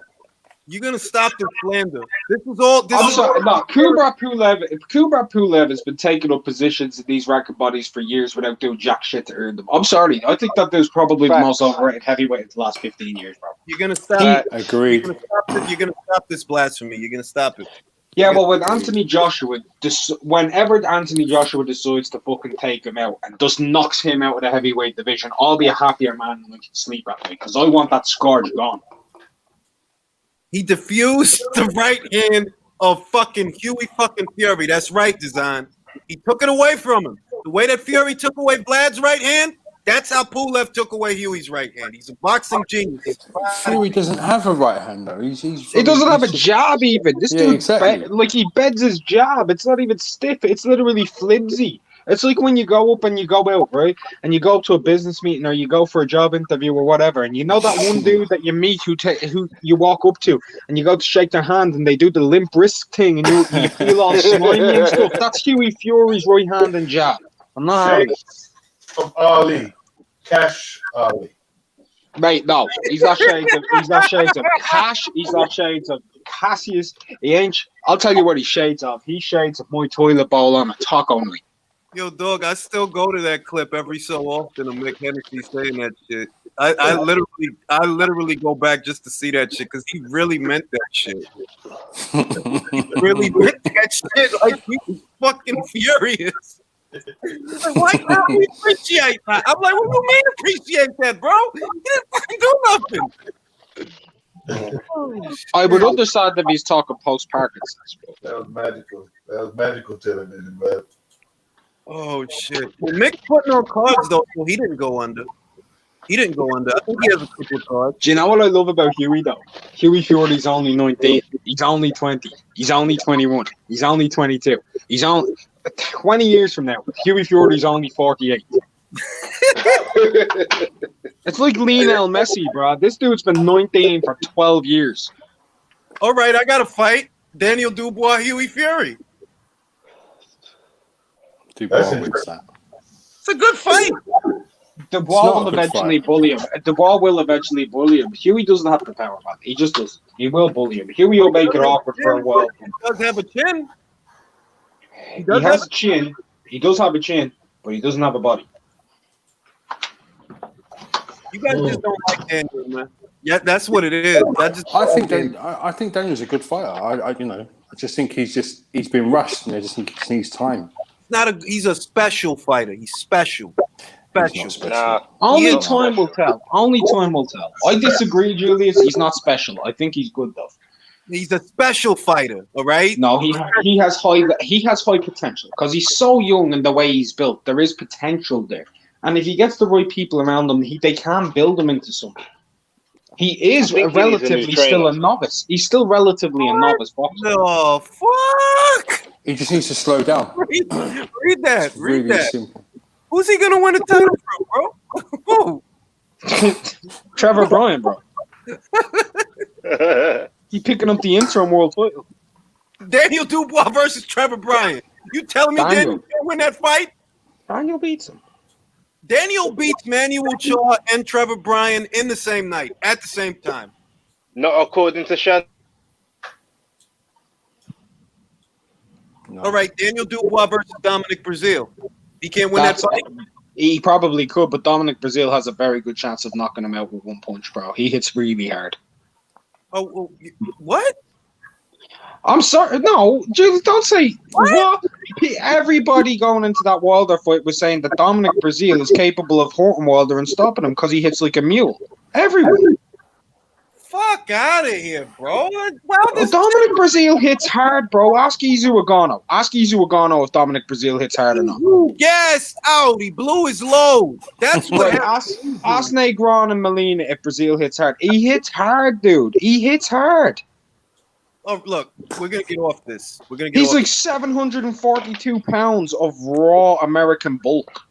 We're gonna get off this. Who saw the? He only hits hard when he's hurt. Yeah, if you want to talk about Dominic Brazil versus Daniel Dubois, well, what heavyweights have we seen like with any physical dimensions of Dominic Brazil that Daniel's fought? None.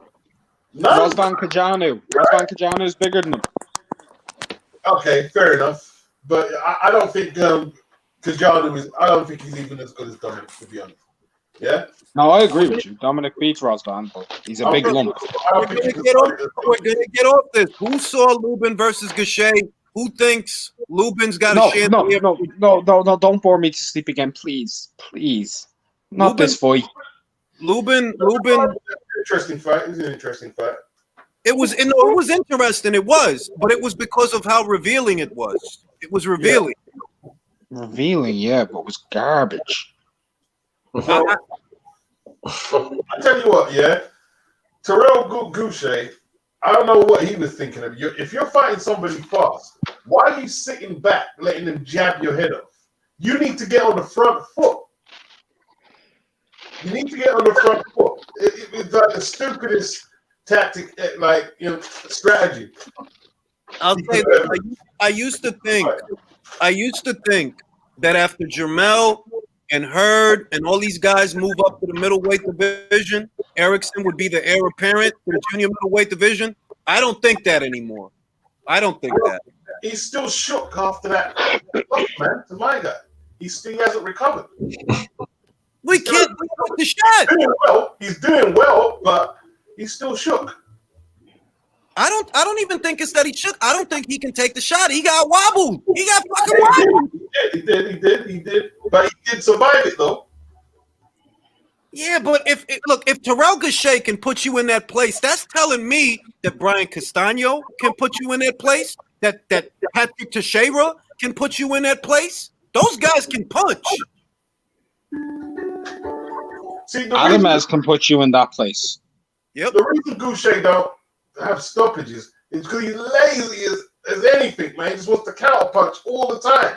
Even when he's out like the slower man in the ring. He's lazy. He can crack a little, but he just don't want to push the attack. He just wants to counter punch. Even against Laurie, you're trying to counter punch.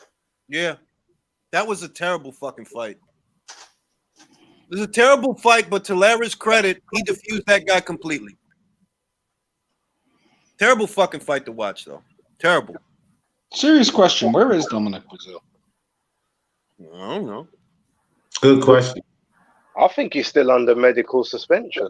I don't know what he is, bro. I'm just wondering where he is because, I've not seen any articles. I've seen no mention since that knock. We've heard nothing. I don't know if Dominic Brazil's alive or not. He's alive. They'll conjure him up to fight fucking Frankie Sanchez. Watch. That'll be interesting. Brazil got beat by Joshua and Wilder. They conjured up. Look, they conjured up Areola to fight fucking Ruiz. They're gonna conjure up somebody for Ortiz because he's on the fucking undercard. They'll conjure up Brazil for Frankie Sanchez. Their next. Actually, Do you know something? I would like to see Luis Ortiz versus Dominic Brazil on the undercard. No, fuck that fight. Fuck both those I guys. want to see a fight on that card. Jerome Ennis. Like Teddy Atlas, he bombed on that card, boy. Yeah, he hated the card. I'll be honest. I didn't dislike Ennis's performance. I thought it was solid. Abreu is tough. He's a tough guy. He's always been tough. Look, Abreu is tough. It's not even that. But the kind of look, this is not, and I'm not fucking around. All right. Virgil Ortiz is knocking out the kind of guys that it's like, wow, he knocked that guy out. That's the kind of guys he's knocking out. You knocked out Abreu. Big fucking deal. So what? Yeah. I'm with that shit. I don't take Abreu outside of the mold of some of those guys. Like I don't put him in the same class as Brad Solomon. The difference is I've always looked at Abreu as incredibly difficult to stop. Incredibly difficult. He's very tough. Very durable. Yeah. Very durable. It's not that. It's that you don't get to say, okay, and this is looking how he should look. Good. They got this guy ruling a division. Like, bro, he's gonna outgrow the fucking division. First off, that guy and Virgil, them guys ain't winning belts at 147. Neither one of them. They're gonna end up at 54. That's what's gonna happen.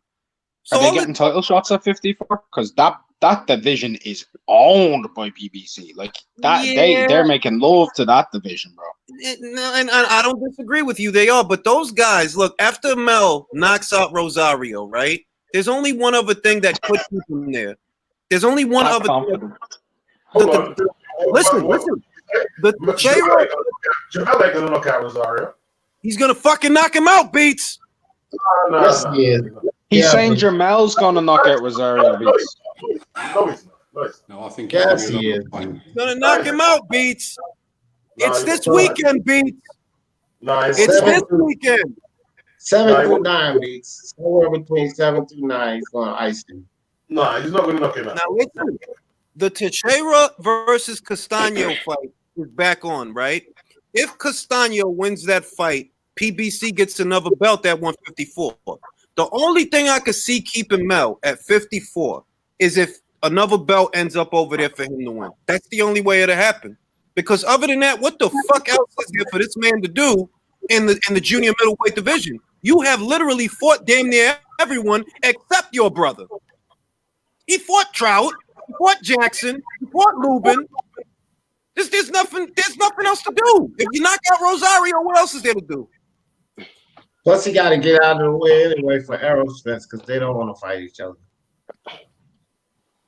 Now, I'm telling you, if Castaño beats Teixeira, PBC gets another belt, then maybe he's undisputed at 150.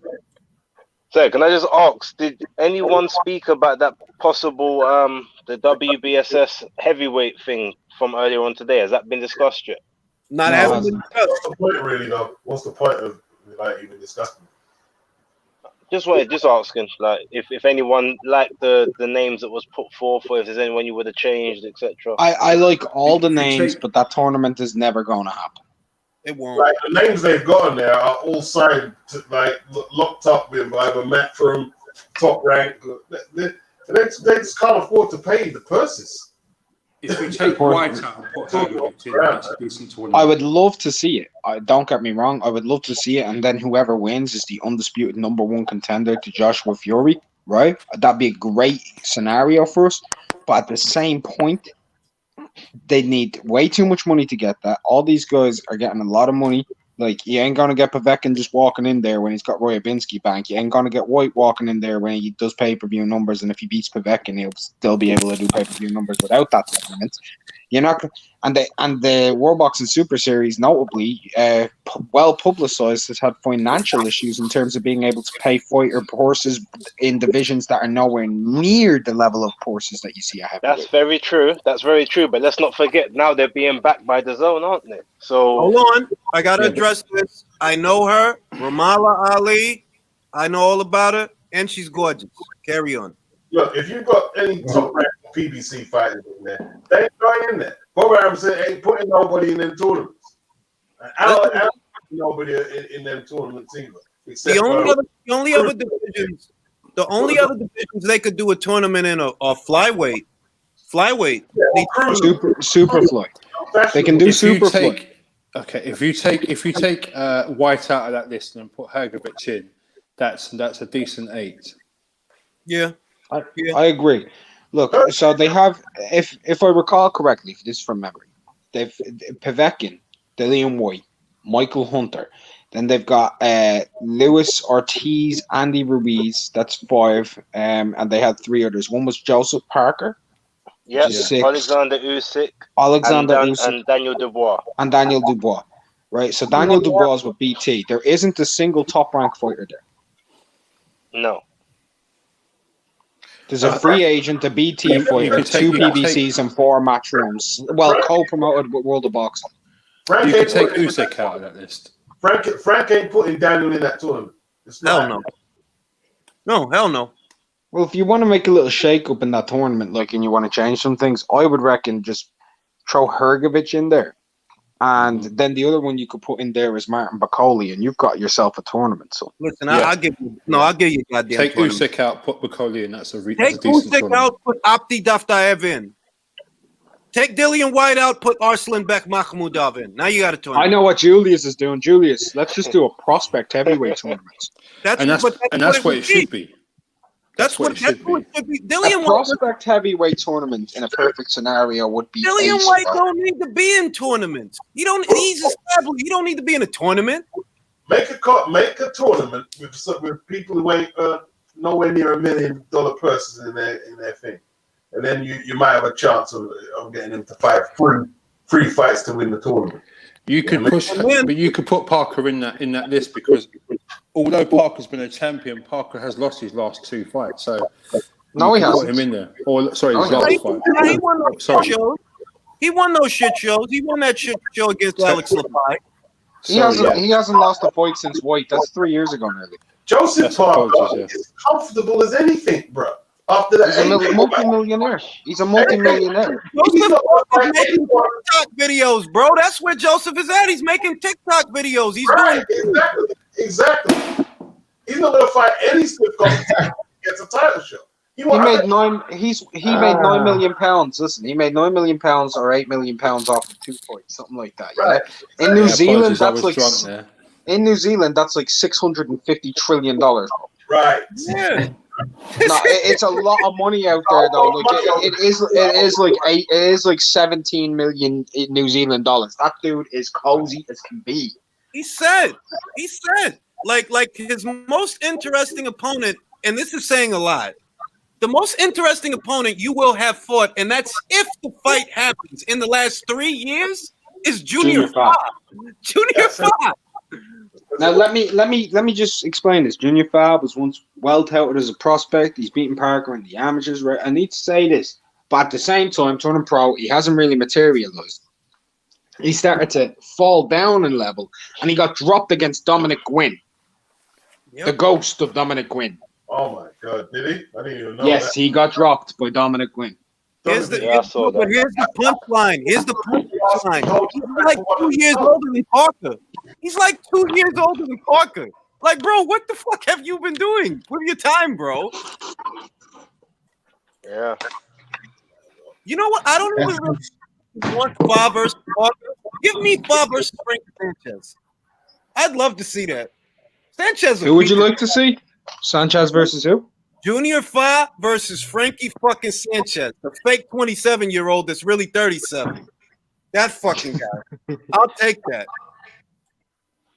Well, why would Junior Fa take that fight then? Like he wouldn't take it when he has the option of fighting Joseph Parker and making a cool million.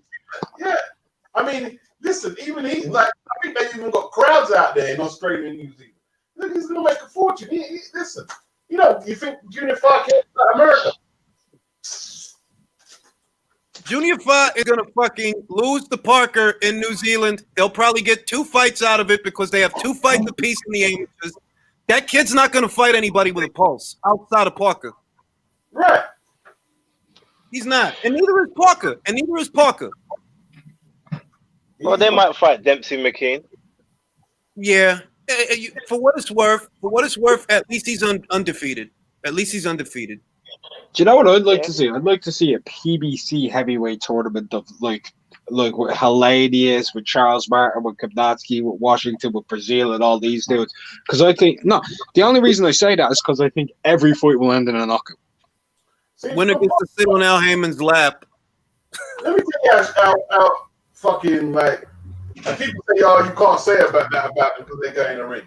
Like Kownacki was a contender, right? You got knocked out by this gatekeeper, and you haven't said nothing about avenging that win. Nothing. Well, no, Nothing. he did say he wanted the rematch, but Helenius isn't beholden to him. Helenius I doesn't heard have him to say he wanted the rematch. He said it once, but he hasn't said anything since. Listen. It's well within his power or his managerial whatever power to orchestrate a rematch. At the end of the day, I'm with Beats on this. Kownacki don't want that fight because he's not a competitor. You turned down. Robert Helenius will fight him again, bro. No. You turned down the opportunity to fight for 3 world titles, a multi-million-dollar payday because you were out of shape. You are not a competitor. Right. And fucking Helenius knocked you the fuck out, and now you don't want no problems with him either. You're gonna be in there with Chris Arreola. No, again in no time. Rematch. Yep. Rematch. Nah, he'll be back in there with Gerald Washington. They're gonna get Chris Arreola killed, bro. They are. They keep recycling this dude. I don't think Andy's gonna look like $1 million against Chris. He didn't look like $1 million against them in the first fight either. But what I'm saying is, it's just they're going to get Chris killed anyway because that dude's taking too many punches now. They need to stop with this shit. Dog. He shouldn't be fighting. Frez Akendo. Get Frez. Frez has taken less damage in the last 4 years than Chris He's taken less Arreola. damage in the last 8 years than Areola's taken in the last 2. Hold on, can I just ask, who's going to take Jermaine It's a Franklin's first O? Because guy. that needs to hurry up and go as well. Oh my God, that guy. Salita Promotions guy, right? Fort Ryder Booker. That guy. Rob Feed him to Jerry Jared Forrest. Anderson. He got a robbery win over Jerry Forrest. Yep. Wasn't Jerry on Peds? Oh no. He just smoked some weed. That's what it was. He smoked some weed.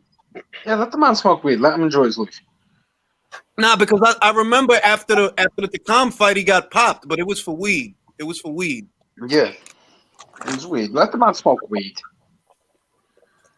Man, let the man enjoy his life. Look at D over there. He's not saying a damn word and he's enjoying this more than any of us. There's nothing wrong with that. Let that man get popped for that. It's okay. Look at D. D's having the time of his life.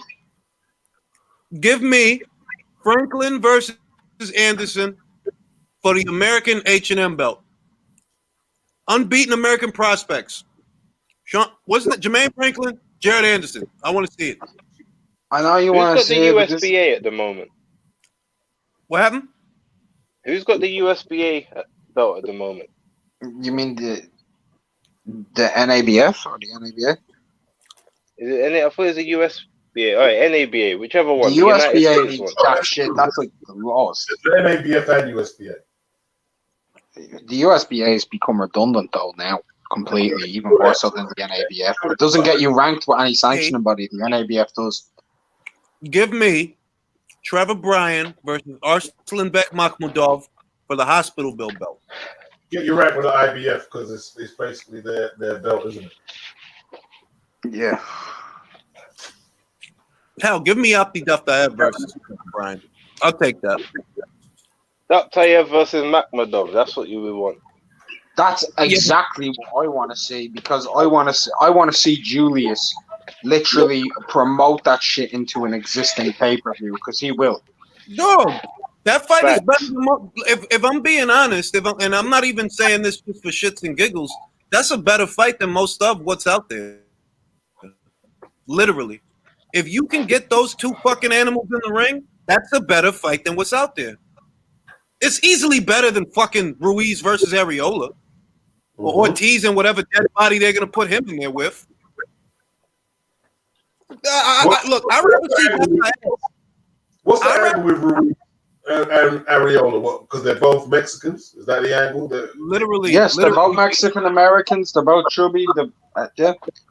All right. That's literally it, though. Like you hit the nail on the head. That's it. What else is there to? What else is there to do? What are they gonna do? Are they gonna pull like a special and be like, "This is two former world heavyweight contender fighting a former unified heavyweight champion"? Probably. That's probably what angle they're gonna pull. Daftaev versus Makhmudov is a better fight than all of that. Let's get Abdi Daftaev in the ring with Kownacki.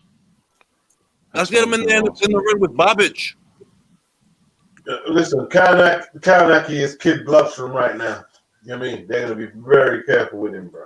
Very careful. I don't know if he's ever going to fight again. You think he won't? I'm not sure because I haven't heard any murmurs or rumors on Adam Kownacki having a fight. Not anything. Not a single damn thing. He's enjoying COVID. He's enjoying the time off. Who wants he enjoys time off, COVID or not, bro? Who wants to take a bet? Do you think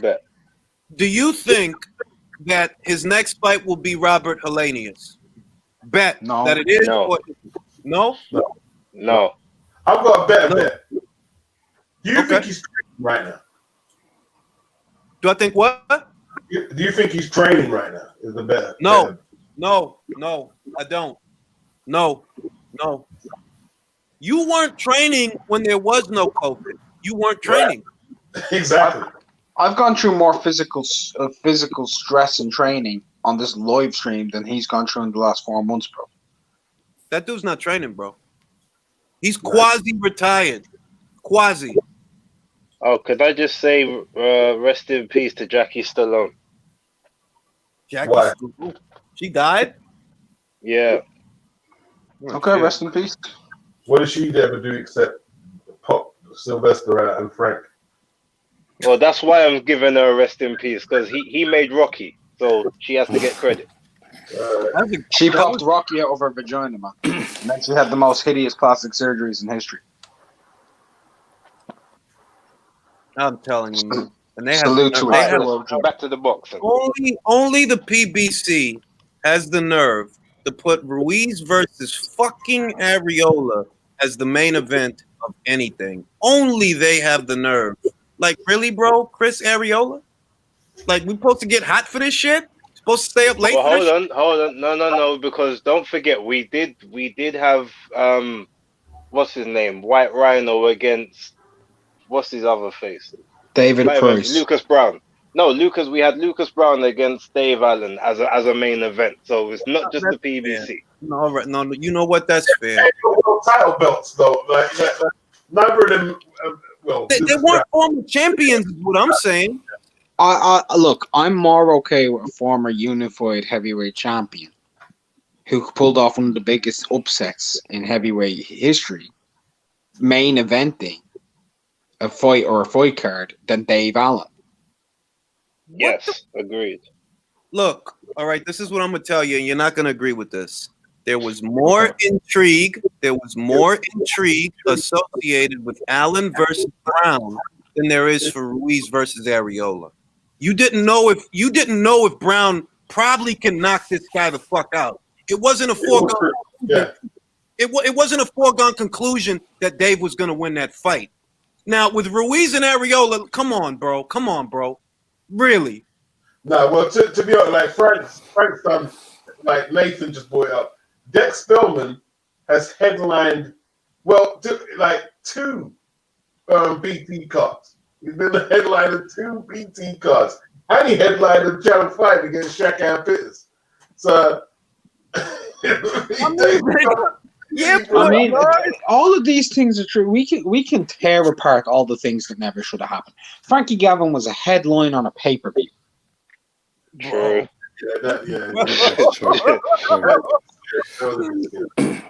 Jay, I'm going to jump off, but thanks for having me. Oh yeah, I'm going to shut the live down right now, gentlemen. It's a pleasure. Great talking to you. Beats. Remember, thanks so much. Dubois is going to knock out Joyce. Fight's not gonna happen, man. So Tanaka is gonna knock out Ioka. All right. Well, do me a favor. You do me a favor. You call Kosei Tanaka up, yeah, and you tell him to sign on that contract that Kazuto signed 2 months ago. 8-4 Gennady Golovkin.